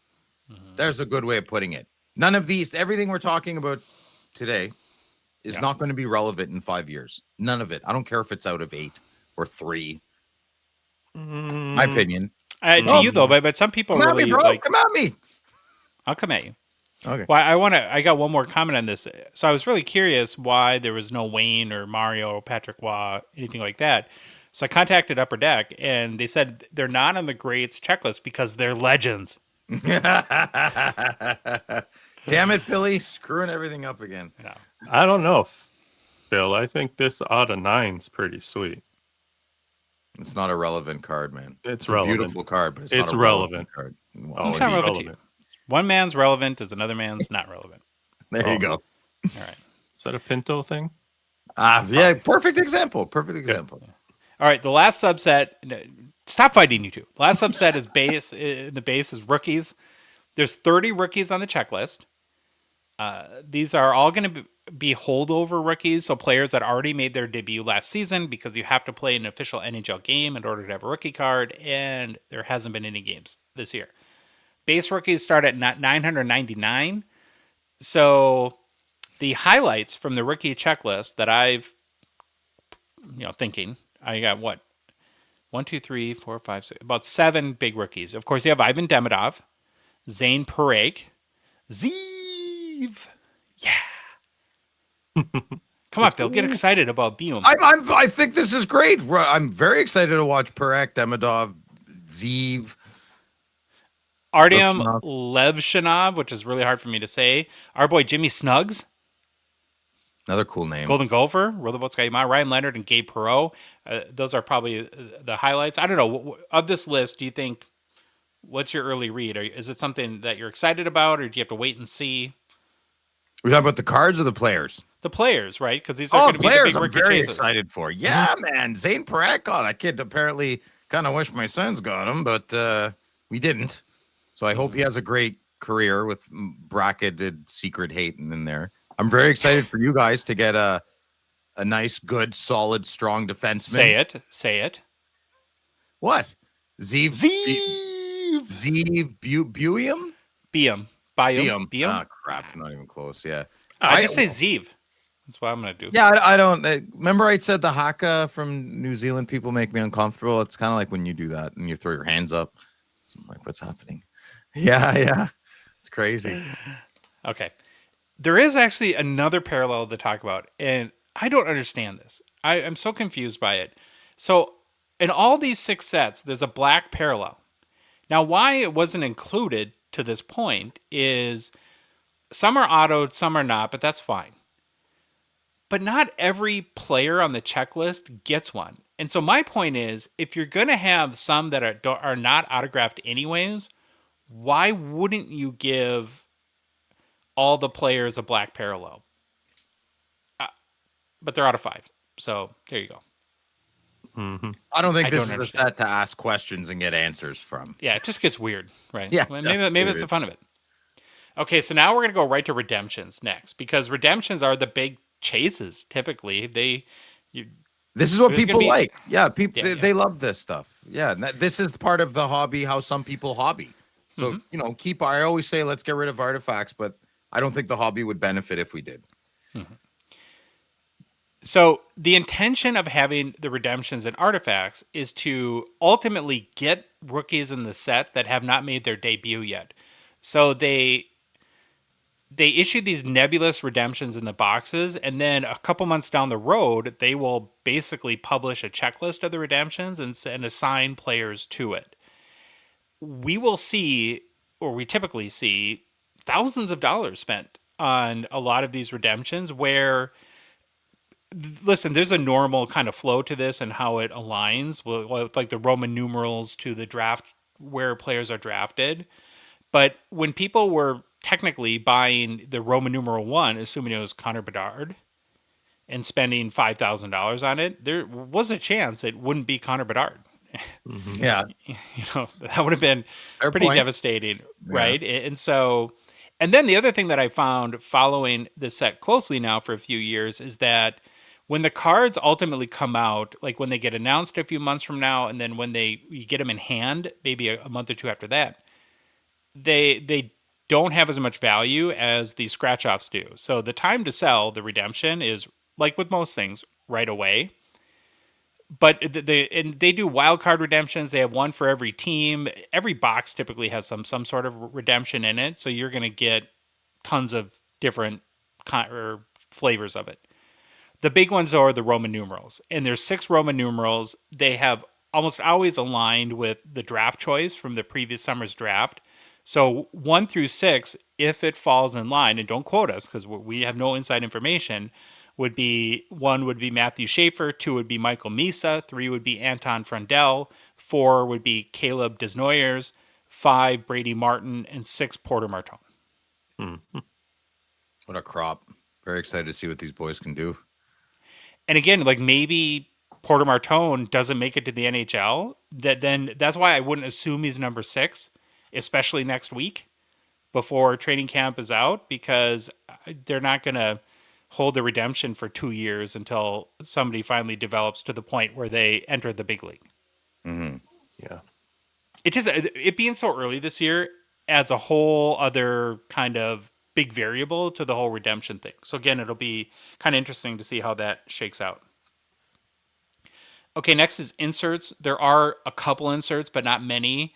There's clear-cut rookies that has the same 30 rookies as in the base set. They're acetate cards, 1 in 53 pack odds. And then Antiquity is back. Remember, this was like the stained glass. It looked a little churchy last year. Still stained glass vibe, but less churchy, I would say, this year. I don't know if they're all horizontal, but rookies are 1 in 160 packs in hobby, and vets are 1 in 80. I was a big fan of the Antiquity last year. I bought a bunch of my boy Kaprizov. Yeah, they're interesting. They're I liked last year's a bit better, more holier. You're so holy. Okay, now it gets all wonky again with memorabilia. There's so much memorabilia and artifacts. It's hard to even...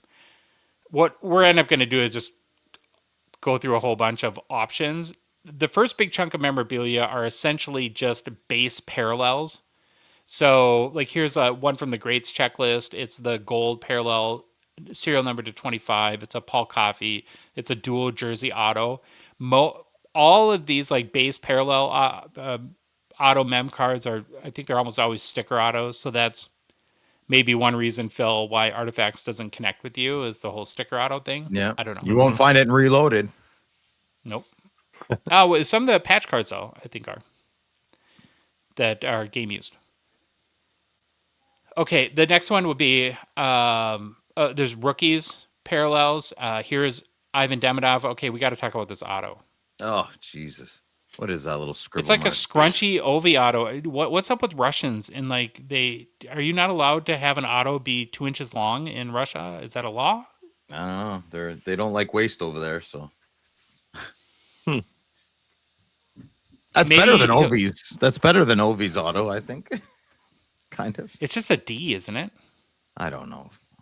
I'd have to break it down, I guess, but I think it's D1, just a D, yeah. DI. It's just backwards. Oh yeah, yeah. Do they invert that in Russia? I don't know how it works there. Okay, then there's some just patch cards that are cool too. Here's a Demidov purple patch. I would. Oh, did you not get that one, Louis? Guess not. Okay. What I wanted to show is that I almost prefer just the patch cards without, because I'm not a sticker guy, than to have the sticker auto. I find the sticker auto distracting. Takes it away from the card, like allure cards. Their allure cards would be amazing without the sticker autos. All right, we can move on, Louis. It's no big deal. No, sorry, bud. Okay. Then the next one I want to show is there are 101s. So it'd be the black parallel. Here's a Shesterkin where you get, I think with the 101, they do the patch tag. So kind of looking. One thing I do like about the design is I'm a big fan of like black and white minimalist museum kind of. And if you're going with the antiquity nature of artifacts, I think it's fitting. Where a lot of artifacts had a lot, like almost like an Egyptian theme, where a lot of like creams and sandstone kind of colors. I don't understand. It can't figure out what it is, but it's got pedigree in a weird way in our hobby. It's always ornate. Maybe that's the way to look at it. Yeah. Okay, there are a ton of, beyond sort of the base design of unique sort of memorabilia sets, and we're going to roll through a bunch of them. Admirable impressions. There's just 3 players on the checklist. It's Henrik Lundqvist, Jack Eichel, and Nikita Kucherov. These are all out of 24. They're patch autos. Another question that I got to remember to ask somebody at Upper Deck at some point is, why do you put sets and products with 3 players on the checklist? Isn't that weird? What's the point of making it? That's exactly my point. Do you think an admirable impression is going to retain financial value in 7 years? No, man. Not a chance. I hope you're happy when you hit it in a box you bought. But it just seems like a lot of work to make the card for 3 players. Maybe is Artifacts kind of like are they testing things in this set every year? Like it's almost like very experimental with all the amount, like $7.99, $8.99, $4.99. I don't know many collectors that I don't know. I'm talking. It's all good. I think though that one thing that you're discounting a little bit is because you're just giving your own opinion and your experience with Artifacts. There's a ton of people that really, really like this set. So it does have a following. But I just want to figure out what they like about this set. Like, let's say you like collecting hockey cards. You're not really in it for the money. I guess Artifacts have those different colors, like green, red, blue. Parallels, the patches, patch autos. It's the first rookie autos and rookie memorabilia set. So that's part of it. That might be it, yeah. I mean, look, I like Parker's Champions. I'm nobody to talk. Yeah. Okay, if there's a set in Artifacts that you're going to like, it might be this one. So Arena Artifacts is back, and it has relics this year from Colisée, Quebec. Ooh. And the Nordiques players. So here's a Joe Sakic example. All these are out of... Are we missing that one too, Louis? No, we shouldn't be. I'm looking through... I'm just trying to multitask here while you're doing this, and I know I have Sakic in here somewhere. There might be multiple ones. So that's Mr. Sakic to you. Yeah, Josh, I have that one in here. I don't think it's in that order for some reason. Okay. Well, we'll touch on it later. We'll see it.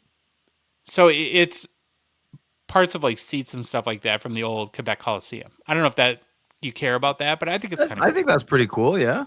And it sort of fits the Artifacts kind of theme, right? That I can resonate with. Yes. Mm-hmm. Okay. The next one is there's a Canadians themed one called Blueprints. that contain a blueprint relic. I don't know what this is from. I want to like don't this, know. but I don't get it. The I card wanna- design is cool. I just don't get what the memorabilia is. And I tried There's to look it nothing- up a little bit. There's nothing blue in it. It looks very beige. But is it like a construction blueprint? Oh, like architecture. I don't know. Hard to tell. But of what? You can't see the back of the card. So if Upper Deck, if you guys know, can you like message us and let us know what this is? Because I am Maybe- intrigued. Maybe Billy forgot to put the blueprint in the window. Right? Yeah, or it's just a kind of a non-interesting part of it. I don't know. So blueprints, these are out of 24. Desert Dogs. Oh, you Ooh. love the Coyotes brand, Phil. So you're gonna love these. Oh, ones. not These the are- old Coyotes. Oh. Yeah. Picasso on acid, if that's even possible. I'm a little bit surprised that this seems like it would be a Phil vibe, but I think it's I'm too gonna. much. I think I'm gonna start selling my Keith Kachuk cards too. I overswung on the father son thing. Okay. Yeah, I overswung on it. He's got some pretty ugly cards. I might just keep the Winnipeg Jets, Keith Kachuk. The Phoenix ones are pretty bad for me. Here's an interesting one. It's Jersey Retirement Night. So these ones include ticket relics from each player's jersey retirement ceremony. The example we're looking at is from Mike Badano's jersey retirement. These are all out of 10. Here's like, this is just a preference thing. I understand putting a photo of him from that night in the card. I would so much rather, though, just me have a plain picture. I'm just not a big fan of like hockey cards of guys in suits. But I get the context to his jersey retirement. I don't know. What do you think, Louis? Is this, being a Madonna guy, is this a card that you would be interested in? No. It is cool though to have a ticket stub from that night though. I do agree. that part. Here's the problem. Maybe the other 9 are different, but nothing on that ticket stub they put in there looks like Yeah, you want to see like stub the to me. date and time and like the seat number or something like that, right? I need something more than just his torso in a Dallas jersey. Looks like he's wearing a weird skirt almost in it. I get that. What do you think, Phil? Are you into ticket stub cards from like? I think it's a great attempt at something different. I don't. The card doesn't hit me for my collections. No, but I do want to commend Upper Deck for constantly trying something different. I mean, it's difficult, right? Here's one that confused me at first, but now I get it after you take the second to kind of figure what the card's about. It's called Puck Luck. These are tough. These are out of 4. And the one we're showing on YouTube is Sidney Crosby. So the first impression is, well, what the heck does a Rangers puck have to do with Crosby? But this is a puck from a specific game. And what I love about this card is that they put the date. So in this case, it was from April 18th, 2015 versus the Rangers. I like it. They always do. Is this the set where they always have kind of a puck thing in it? Stop it. Maybe. There's always a puck thing. You know, sometimes they shave it and they sign the puck. Oh, is it artifacts? I don't know. Or is it ice? Yeah, I don't know. Maybe you're right. I have the Banajad cards like that, and I have a Cole Perfetti from like a year or two. It's Mom's very spaghetti. acetate, PETG, with a little puck in it. Yeah, that has a facsimile auto though, right? I think that's a nice. Yeah. It's facsimile. Facsimile. Mm-hmm. Signature apparel. It was a little pastelly. Do we not have that one, Louis? Nope. Okay. We'll skip that one then. And then Tundra Teammates. Did you get that one? Sure did. Ooh, I like that. So this Not the features card. I like the names. Tundra Okay. Teammates. Yeah. patches from it. We're looking at Quinn Hughes and Thatcher Demko. These are out of 25. There's tons of other ones too. I mean, we didn't go through half of the Seems like an memorabilia sets. Seems like an SPX card with the Kind of, pat- it does, yeah. Yeah. Okay, the next grouping is autograph cards. There's not as many subsets as with memorabilia. I had to throw this one up though. I That's don't a know nice if I card. get. Oh, you okay? I like it. History lesson. I don't know what it's Yeah. about though. Well, you don't like learning, So, Oh, stop. you know, I think it's I don't know. I'm a sucker for a cheesy card. That's a Parker's Champions card. Yeah, a little bit. Yeah. What do you think, Louis? Are you in on this card or? I'm in on it because I get with the whole artifacts theme, and Fair. I mean, yeah, I don't mind it. I get it. Like Indiana Jones, like this belongs in a museum. So do you, Dr. Jones. To your point earlier, too, try a whole bunch of different stuff. I'll never judge harshly Upper Deck for doing that. Like that's the one set. If when Mr. Mashra calls me and he wants to give me a little pet project to run with, if he was like, Phil, listen, I want you to run artifacts this year. Have fun with it. You know, I think that would be a great set. You could have a good adventure with, for sure. Yeah. Top tier rookies are really tough chases. So these are 1 in 1,000 packs. It does include SPs, which is basically Ivan Demidov. Oh, it's not that one.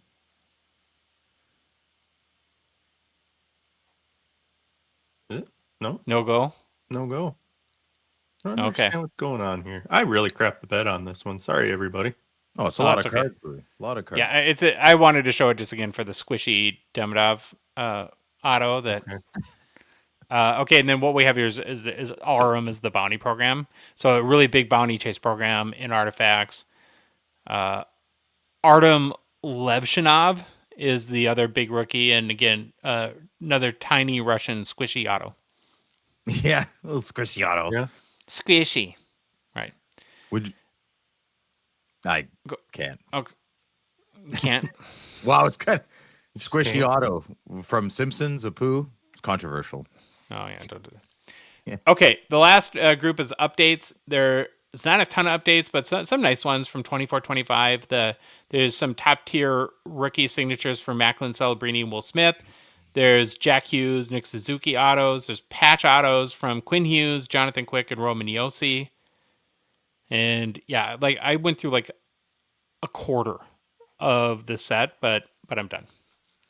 Okay, here's what you can expect if you get a hobby box of artifacts. And Phil, here's the most beautiful thing, right? Is I've seen this happen to you before. What? And why I love that you open these on your show, Friday Nights with Phil, is your mind might be totally changed on Friday. Yeah. We'll Maybe see not. what happens. I don't know. We'll see what Like, happens. Yeah. depends what I ate that day or how my week's been. I mean, I don't know. Yeah. If you get a hobby box, you can expect to get. Now I lost my place. Boy, Louis, we're such a gong show here. Okay, All right. You get 3 autograph, memorabilia, and/or tech insert cards. Likely 1 autograph. One of the 3 will be in autos, and then 1 rookie redemption or acetate card per box. Right now, you can pre-order 25-26 artifacts at minting.ca. Hobby boxes are 209 Canadian, so it's not a huge price point either. That's kind of a nice way to ease into the new rookie class. In US, they're going for about 130 US dollars. So there you go. That is the skinny on 25-26 artifacts. Overall thoughts? It's good price point there. I like want, that. I feel like I need to be a little bit more respectful to it. Maybe it's a great collector set. Some people can chime in and Josh can let me know. You know. Oh, that's a great card. There's one for you. The missed like that. at Arena Artifacts. You think that's like a 75 point, or do you think that's bigger? Yeah, it depends how big the memorabilia is. I am such a top loader binder guy right now. It's hard to shake me off of that. Is as incredible as this card is with the fleur de lis and the white Quebec jersey, you know, the simple, the minimalist design. I can't buy it. And there's your purple patch out of 15. Yeah, that's so much nicer without an auto, right? Yeah, that was my point. I totally agree with you, Josh. Beautiful card. Wow, it's okay. Much better. But you throw a sticker on there. Oh, the white discoloration. I like that look a lot better. Me too. Yeah. Okay, Phil, I'm tired. You ready for mailbag? Okay. Take a load off there, Josh. Gongshow mailbag time. First question.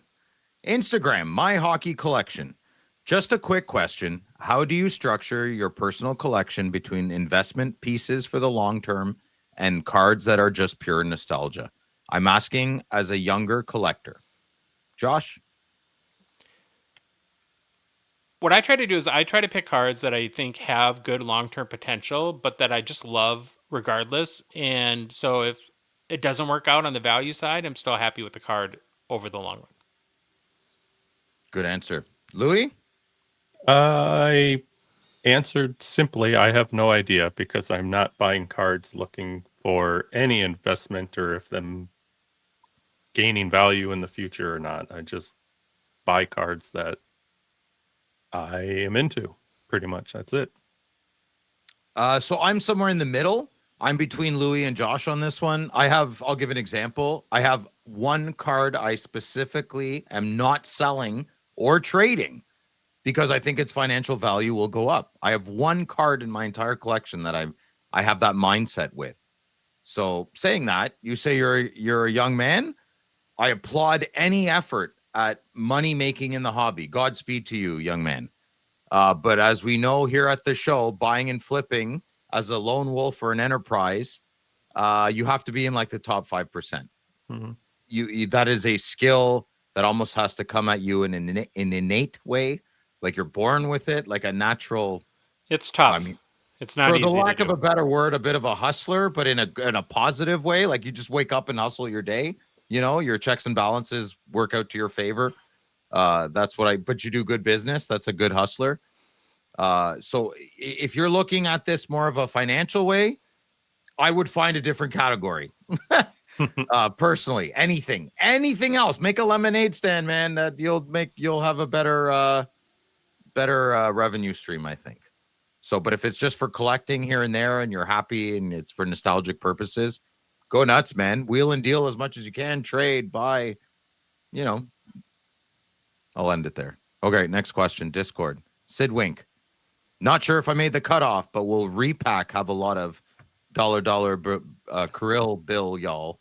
I don't know how you say it, Josh. Oh, Ba-dum-bum. Okay. So Josh, what do you think? I don't even know if there's any krill. I shudder. My body shuts down every time his name is mentioned. This has been going on for a week now. It's not getting better. And I'm sick of it. I want it to be over. I saw somebody in a group that's like, just pay him $45 million a year and get this over with. And that's like, obviously we don't want to do that, but that's where our heads are at here. I'm going to be really, really mad if this goes on the entire season. But I kind of think it's going to. Louis, do you share similar thoughts with Josh or? Nope. Don't care anymore. Oh, You moved on. Louis turned the shoulder. Cold shoulder, I believe they call it. All right. Next question. JT Hockey. What kind of cake is Phil craving for Expo weekend? And what is Josh and Bubba Louie's favorite cake? I'll go first. Well, my favorite cake is chocolate cake. I like a good frosting. I feel like that's where my cravings come in. Kind of like cupcake frosting. And I also have a question. You know the saying, you can't have your cake and eat it too? Yeah. What? I guess I could have Googled this before announcing my confusion. I always want my cake and to be able to eat it as well. So what does that saying mean? Like, It means don't that be if you greedy? either have a cake or you've eaten the cake and don't have it. You either have a cake or you. You Whoa. can't Whoa. retain possession of it and What? eat it too. You It's one can't or the retain other. You can possession either of have it. your cake or you can eat the cake. You can But have if your you- cake. If you take a bite Yeah, of I the still cake, don't get it. you don't I have still the whole don't- cake. If I am in possession of it, I can do whatever I want. I can perform all the filthies I want to the cake. Oh, can we talk about the Right. love scene that just happened for the first There's no time on love this scene, show? man. No I love don't know. scene. That was really hot. I mean, Oh, I'm glad I'm glad I turned you on, Josh. no, I mean, it was just, there was so many, the fireworks were going. All right, Louis, what's your favorite cake? I'm into pound cake. I actually don't like cake. I prefer apple pie, and you are not taking apple pie to I bed love apple pie. because I've seen American Pie, and I know Yeah, what apple happens. pie is great, man. With a little vanilla ice cream there. Yeah, it's Oh, good. yeah. Yeah, and you guys have ice cream in America, so that's good. I just learned that last week. Oh, Dairy Queen was invented in Illinois. I got an email about that. I get emails about everything I now. think it's a Minnesota company. It's a Minnesota company. Well, I don't know. It was made in Illinois. Is Oh, Minnesota in Illinois? No. No. Okay. Next question. Discord. Vegas collector. Oh, lucky me. For Phil only. My only real goal in life is to grow a full, thick, luscious mustache. Yeah, for which I will impress the ladies. Alas, however, I was born with thin, wiry facial hair. That sucks, dude. Josh shares her pain. Can you share your grooming tips to give hope, or am I doomed to perpetual failure and disappointment like Leaf fans? We call them blue team fans here. We don't give them that credit. Well, Josh, you can answer it. I'll let you. Why wouldn't you ask me this question? Oh, it's because I can't grow a mustache. But the one benefit of that is I don't have back hair. So That's true. That's true. I connect everywhere except the top of my head. All right, man. Here, listen, my friend. The mustache is not something you grow. It's something you earn. Okay. There's the real pandemic to me I'm going to say it. I don't care. I'm getting on my soapbox. Weak, scaredy cat men with big, thick beards. That's the new thing. Oh, it drives me crazy. Anyways, okay. So, mustache isn't something you grow. It's something you earn. It's like hockey glory, okay? What was that? Well, you just did a pot shot. How was that? What's the relevance of that to a mustache? Because or did you just need to get that off your chest? Yeah, just get off my chest. There's no relevancy. It just doesn't matter. Off soapbox. Okay, so here's the thing, okay? So here's some wisdom. A mustache doesn't impress the ladies on its own. No woman has ever said, oh my goodness, underneath that wiry broom scraggle thing under your nose, oh, that changed my life. What impresses them is the confidence behind it. If you rock that thin, wiry blue team in the playoff stash like it's a Tom Selleck in its prime, it's not a weakness, brother. It's your brand. It's you walk strong, walk with pride. You're not doomed. You're just uniquely rostered. You're a fourth line grinder. You're not here for the flash. You're here for the grit. All right, man. So here's my official Phil grooming tip. Stop trying to grow the perfect mustache like me and start growing the perfect attitude. Wax that thing, comb it, name it if you have to. Own it so hard that guys with real mustaches like myself and Louis, we feel insecure. So remember this. Ladies love a man who laughs at himself way more than who's married to his mirror. You don't want to be an Adonis like Josh. Yeah. Hope lives, my friend. Hope lives in the eyes of the beholder, and walk like you own it, man. You're good. You're good. Mm-hmm. All right, that's it. Very well said. Thanks, buddy. Before Josh and I get beat up in the comments, though, yes, the first Dairy Queen opened in Joliet, Illinois in 1940. Not in Minnesota. You got it in 53. Well, no, not in Minnesota, but its international headquarters is in Minneapolis. So we're both right. I love those scenarios. I don't care who's right or wrong. Me neither. Because you're never right. Oh, sure. Here we go. Facebook, Mike Bravo. It's a great name. I may have asked this before, but it has been a while. What is your favorite or most liked sports card collection tracking comping platform? Doesn't matter if it's an app or online, Card Ladder, CallX, Sports Card Pro, etc. I'm not super interested at the moment on the ability to directly sell from it, more so just organization and comping ability. Thanks. Regards, Mike Bravo. Louis, what do you think? My favorite sports card collection tracking is my own spreadsheet that I make myself. And to be honest, I only use Card Ladder for everything else. There's so many things out there, and I just had to pick one and just stick with it and roll with it. And it seems to be doing just fine. Mr. Madigan. Love Card Ladder. And I use it for research, which we do a lot on this show. And I think it's the best, easiest to use research tool out there. Nothing's perfect for hockey, but I'm a big Card Ladder fan. So a few years ago when Jeff Wilson with the G entered our hobby, that's more than a few years ago now, he came out with Market Movers, and that's when I decided to download Card Ladder and Market Movers, and I wasn't impressed with either. I found them clunky, boring, nothing it didn't really solve steps for me. A few months ago, maybe like 6 now, Josh got me, went to bat for me, and I got a full subscription to Card Ladder because we're on the Gong Show. It is one of the greatest tools for our hobby I have ever used in my life.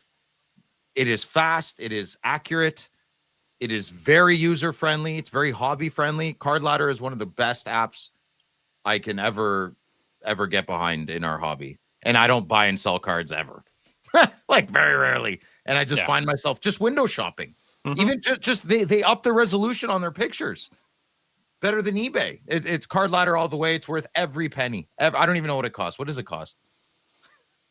$20 a month, maybe. Worth every penny. Worth every penny. If you're, come on, man. I mean, that's 4 cups of coffee these days. It's worth every single penny. That's 4 Discord memberships. You can do it. That ain't 4 cups of coffee. That's like a cup and a half a coffee. My daughter goes to Starbucks all the time. I get those bills. Yeah, that's a meal, right? That's a. Jeez. It's crazy. Okay, next question. Base card Tom C. Hey guys, this might be a little bit of a long question. Sorry about that. I know, Tom, I know you're not sorry, and that's okay. Nobody else is. It's okay. I know Phil doesn't love reading these and can sometimes get a little bit distracted when the questions are long. Accurate. I was curious about. I'm not reading this. I'm not reading this. I was waiting to see how long you would go. I answered it. I'm not reading this. Okay, next question. Swift-Or. Hey, boys. I know Slab Sharks reaches the most hockey fans, those crazy Canadians. Yes. But I'm wondering if there is a subset of teams players where selling on US eBay attracts more hobby love. Example. Are more Boston Bruins fans US based? Or does the Canadian love for hockey cards just outweigh any local fan base? I ask because I know US, Canada shipping and vice versa is a deterrent to bidders from the other country. Thanks. I think Josh has the best grasp on this. Go ahead, big boy. It's basically the same thing we talked about in our Slab Sharks mention. Half of the buyers are in Canada, and many of them don't want to buy on .com. They only want to buy on ebay.ca. So I think there's still a huge advantage, even if it is an American team. Remember, like 50% of NHL players are Canadians anyways. So there's tons of Canadian players on every NHL team. Excellent answer. Yep. Louis and Phil agree. I do. Next question. Instagram. Oh. Is this a new one? Oh. What is this? Okay. Nope. Yeah, you threw that in there. Not answering. Not. I love you, Sid Wink, but I'm not acknowledging you. Okay, next one. Dan Stobel. Wait, what? Dan Stobe? Yep. Okay, yeah. Hey, Dan. Very interested in your repacks. Can you give us more information, release date, and pricing? I think Louis and I are very interested to answer your question, but we will refer to our captain, and he will answer it much more professionally. Well, I don't know about that, but pricing is $199 US, and it'll be converted to Canadian if you buy it in Canada. Release date should be within a week. I mentioned we're going to do a pre-sale, and you can buy it online on our website. We'll have like a proper e-commerce site for it, or at the AMG store in Halifax. I want to drive down there. I want to go to AMG. It looks really big and fun. Yeah. Yeah. How far is that? Long way? I could do it. No, I could do it. I want to bring Hasselhoff. I think that'd be a great father-son trip. I know.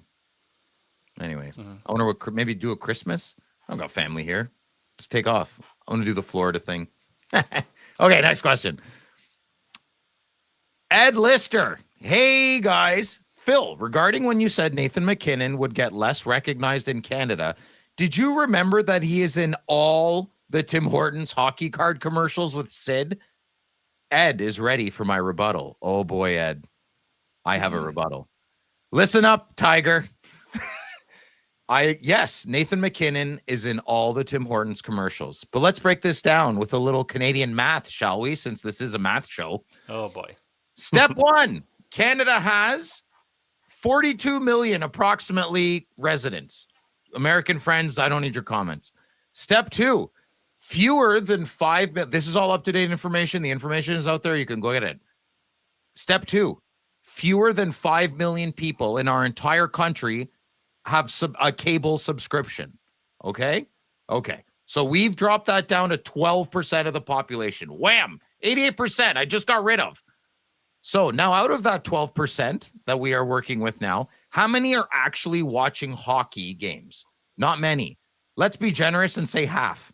So now we're down to 6% of the country. Next filter. How many people, while they're watching hockey, go make nachos, grab a beer, fast forward through the commercials? Realistically, I'll give you the benefit of the doubt, Ed. Maybe a third. That's 2% of the entire Canadian population. So here we are. Nathan McKinnon might be recognized by what? 1 out of 50 Canadians on a good day. That's not being a Canadian superstar. That's the odds of bumping into your ex-girlfriend at Costco, which I do on the regular. So that's my answer. Yes, he is in all the Tim Hortons commercials. But Ed, you're showing your age a little bit. Nobody has cable anymore. Well, like Netflix has commercials and stuff. Amazon Prime. Okay, yeah. So maybe I'm way off my rocker here, but I stand by what I said. Nathan McKinnon could walk by most Canadians and they'd have no idea who he is. No idea. No clue. Sorry, Ed. Thank you for letting me have fun with you, though. I know I love you, brother. Okay, yeah, you guys are good. Next question, Bill Brasky. Hey, boys. A friend of mine pulled a really nice 101 and was contacted by a popular breaker on YouTube interested in purchasing it from him. The first email he sent to my friend said he sent his YouTube analytics, I guess, to show how great he is, and then went on to say he's a multi-millionaire and other obnoxious things. Is there anything more pathetic than sending someone your YouTube analytics to try and coerce them into selling you something? Louis, go ahead. I just said having over 300 Pinto Young Guns is kind of pathetic. Well, it wasn't me who messaged that person. I don't even... Am I supposed to know this? Was I not listening? Does this question have something to do with somebody on the screen right now, or what? No. I think he's just legit. I think that's a real thing that happened. Yeah, some weird. Oh. I don't think that's a sustainable attitude to have. And I don't think that person's multi-millions of dollars will last if he has that attitude in continuing moving forward. Josh, what is your I can't believe this is true. What I've found through my 47 years of life is that when people do stuff like this, it typically means they have major insecurity issues and feel really bad about themselves. And that their way to feel good is to over-exaggerate their importance to the world. And so, yeah, it just speaks more about the person than anything else. Yeah, I wouldn't put much more thought into it, Bill. You don't want that kind of environment and thoughts around you, right? You just want to like shake your head. That's silly. And then I'd probably think of something a little more worth of merit or substance. Okay, here we go. Next, Instagram, Kevin B. Smith. Hey, boys. Going through my old card collection, I came across the infamous NBA Hoops Mark Jackson card with the Menendez brothers in the front row after they committed their crime. I completely forgot I had it. Have you ever gone through a collection only to find a very cool card that you forgot you had? Cheers and keep up the great work.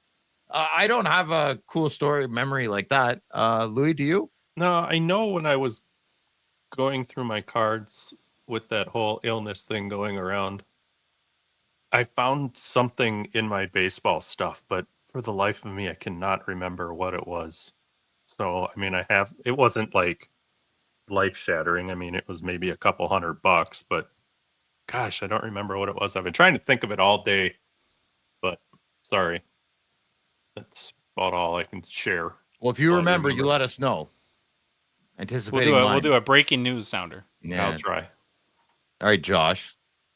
You better I haven't had that experience, but it's a fantasy of mine. I mean, who doesn't want that? Like where you're just going through like an old box and you're like, oh, I never knew I had a Mickey Mantle rookie. I have different fantasies, but I think I know what Josh means. All right. Yours get people arrested. Mine are pure and wholesome. Yeah, that means they're fun. That means they're fun. And I'm doing things properly. Okay, next question. Josh Burner. Instagram. Josh BT Burner. Wait, what? Josh B. Turner. Wow, it's my childhood kicking in. Okay, so what it do? Can you explain why you guys prefer the Gretzky rookies with the rough cut? And do you think most people agree, or is it split? Is one generally more valuable or no? I look forward to buying Reloaded, and thank you for answering my rookie questions, which I admit are on the level of Louis' hot takes. Are we building a following here or what? Hey, this is great. Okay, well, I'll go first. I think it's just as simple to me, anyways. The rough cut adds a Canadian O-Pee-Chee charm to it. It's romantic to me. If I want the tall, dark, handsome stranger to swoop me off my feet, I'll go buy a Tops. That's how I look at it. Josh? To me, it makes it feel authentic and part of the era. Oh, You know that it's probably not altered if it's got a rough cut. it's a good way of putting it. It's not sheet cut as well. And I can't help it. I'm sure a lot of those cards aren't sheet cut, but I think they're sheet cut if they're not rough cut. I can't help it. Louis, what do you think? I said I'm personally not a rough cut guy. I could care less, so I'm not in that you guys category. Yeah, Louis likes soft hands, more gentle. Okay, here we go. Next question, Instagram. Okay, Mama 2021. 2 questions. Always 2 questions. Bonjour, boys. Are you concerned that beloved Slap Sharks auctions are growing in popularity among those darn Pokemon people? Many big Pokemon cards have sold, including one I'm pretty sure went for north of 30 large. Are you worried? I'll go first. I never really thought about it, but I will now. I think any awareness to tangible products is a win for our hobby. I'm not going to fight these Pokemon people. I'm not. They're providing off-screen entertainment, and I think that's a win in any hobby category. So we're fighting a digital war here, digital analog war. I think they're on our team, and I think it's a net positive. Whether you hate it or not, whether they're in your way at the card shows, and they drive me crazy. But maybe we drive them crazy when they're trying to buy their Pokemon cards. You know, so I think it's a good thing overall. Louis, what do you think? I just think there's a spot for everybody within Slab Sharks to go after what they want. So leave it at that. Josh? Well, it's really 2 separate buying groups, isn't it? I don't think there's a huge overlap between Pokemon and hockey, and maybe I'm wrong, or maybe it's some of the younger people. But overall, because it's a very Slab Shark centric question, I think the stronger Slab Sharks gets in general, the better for hockey. Yeah, agreed. Good answer, boys. Okay, next, our second part of OK Mama. If one of you ever quit the hobby card, let's try that again. If one of you ever quit the hockey card hobby and wanted to pursue TCG instead, the trading card game. What is it? Game, yeah. Game.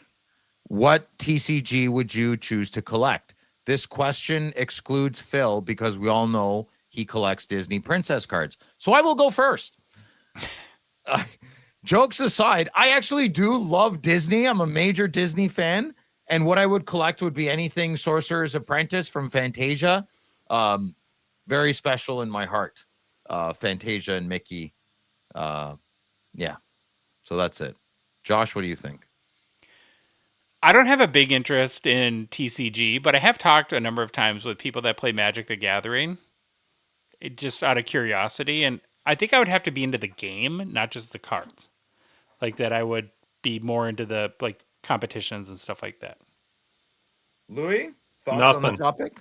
I would not. No, I wouldn't. I can't. There's no way. You'd go into like F1 cards or something, I feel. You know? Right. Yeah. But Yeah. no TCG for me. All right. Instagram. Next question. Instagram. The Jar 87. If you could get something autographed by a current NHL player that wasn't a photo, card, or jersey, then what would you go with? Just curious to see what other options you guys would think would be cool. Thanks, boys. Love the show. And Phil is so handsome. I did not write that. Thanks, the Jar 87. I appreciate Yeah, you paid him to write it. That's Yeah. okay. You're a good-looking lad yourself as well. So I'll go first. I said jockstrap. I think it would be hilarious. Oh, Yeah, why not? Why It's did not- I know not a that was used coming? one. I knew that was going to be your answer. I Not knew a it, used knew it, one. Just go knew buy it. a brand new one, and then like imagine Crosby, Gretzky, jock straps on the wall. It'd be funny. What? No, it wouldn't. I think it'd be funny. You're never getting married. God's sakes. Nah, it's fine. I don't want to. Yeah. I don't know. All right, Louis. Sorry, I broke your brain there. Go ahead. Oh, I just said a helmet or a puck. Something simple. Josh. Fits like a glove. I'd get a glove. No glove, no love. All right. Next question. Deca 99.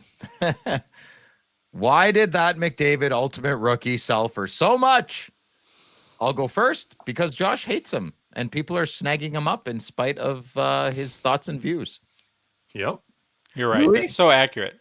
Louis, next, do you want to answer? Yeah, because he's the most amazing player that we have ever seen play in the NHL, and he is highly sought after even without a cup, and Josh hates him. All right, Josh, defend yourself. Well, I don't know which one he's talking about. So maybe you have to ask again, Deca, and be more specific. But yeah, he's awesome and one of the biggest chases in the hobby, would be my guess. All right. Next question. Drop the puck cards. Hey guys, if I donate a box of Gongshow Reloaded to Rip Party, are you guys not able to open it? Oh, I didn't even catch this. I No, didn't we even can't. see it. Josh, go ahead. I'm glad you asked the question. Please don't donate Reloaded to Rip Party. I would absolutely love to open it on the live stream, but we're not going to because we do not want anyone to ever question our intentions or fairness with the product.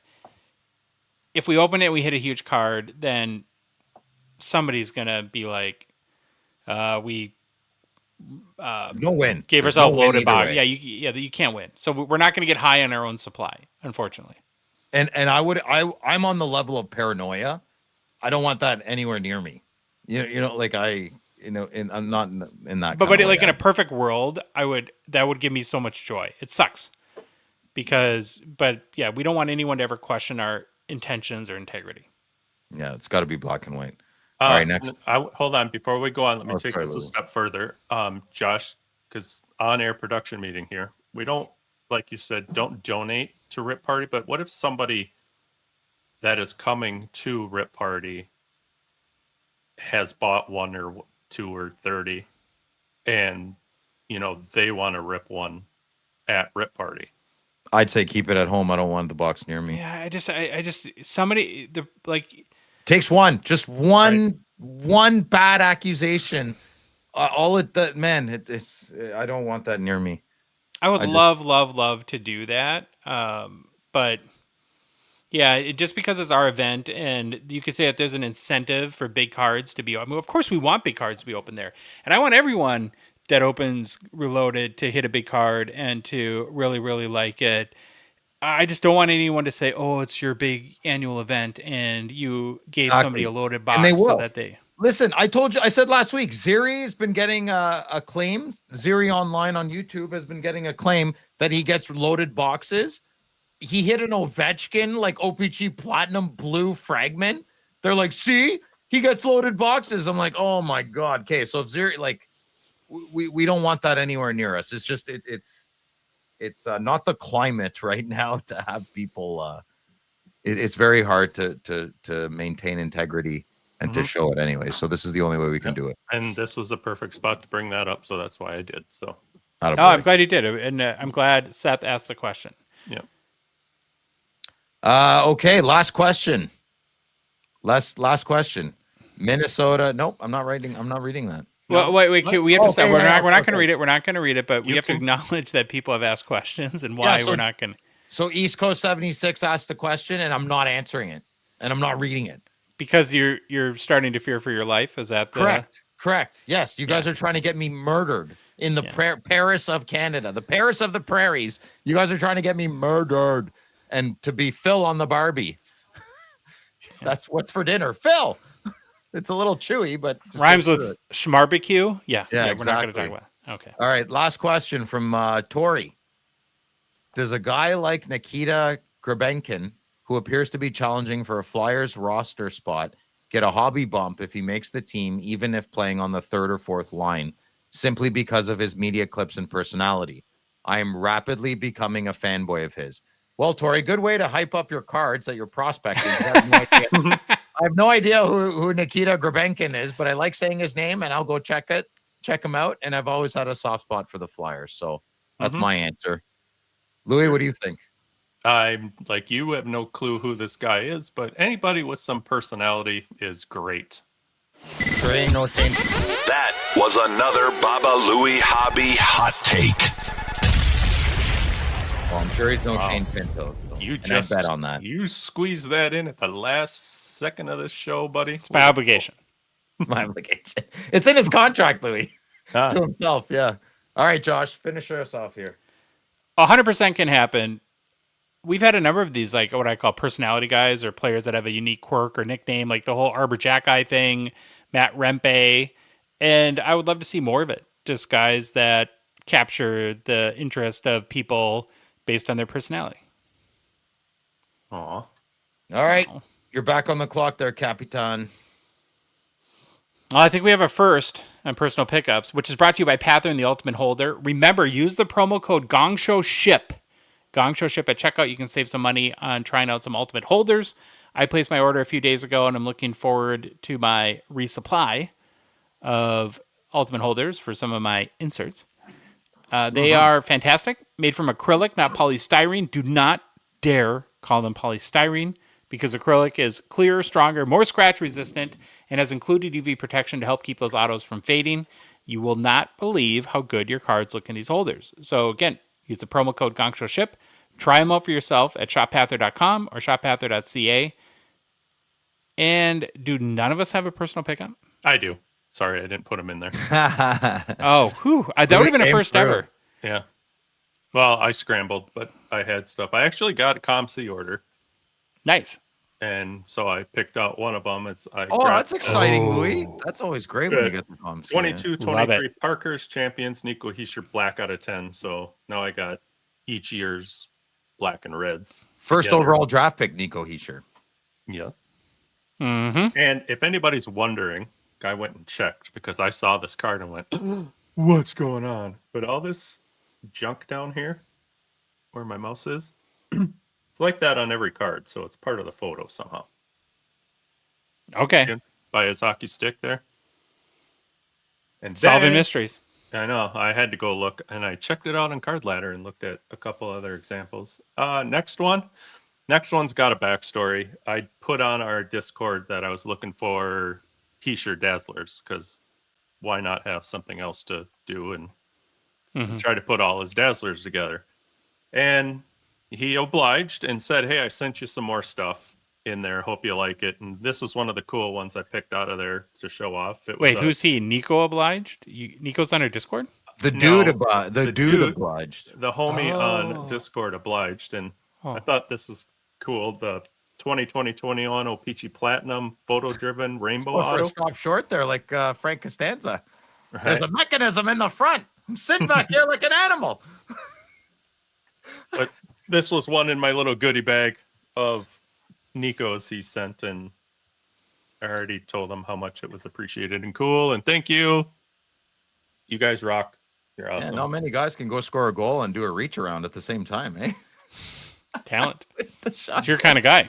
Yeah. Oh, yeah. Don't be jealous. Take him on a first date. Woo, memorable. Jealous, Phil. Yeah, totally. He's got soft hands. Who wouldn't be? Right. Hey, Phil, I got a question for you. Don't. I didn't.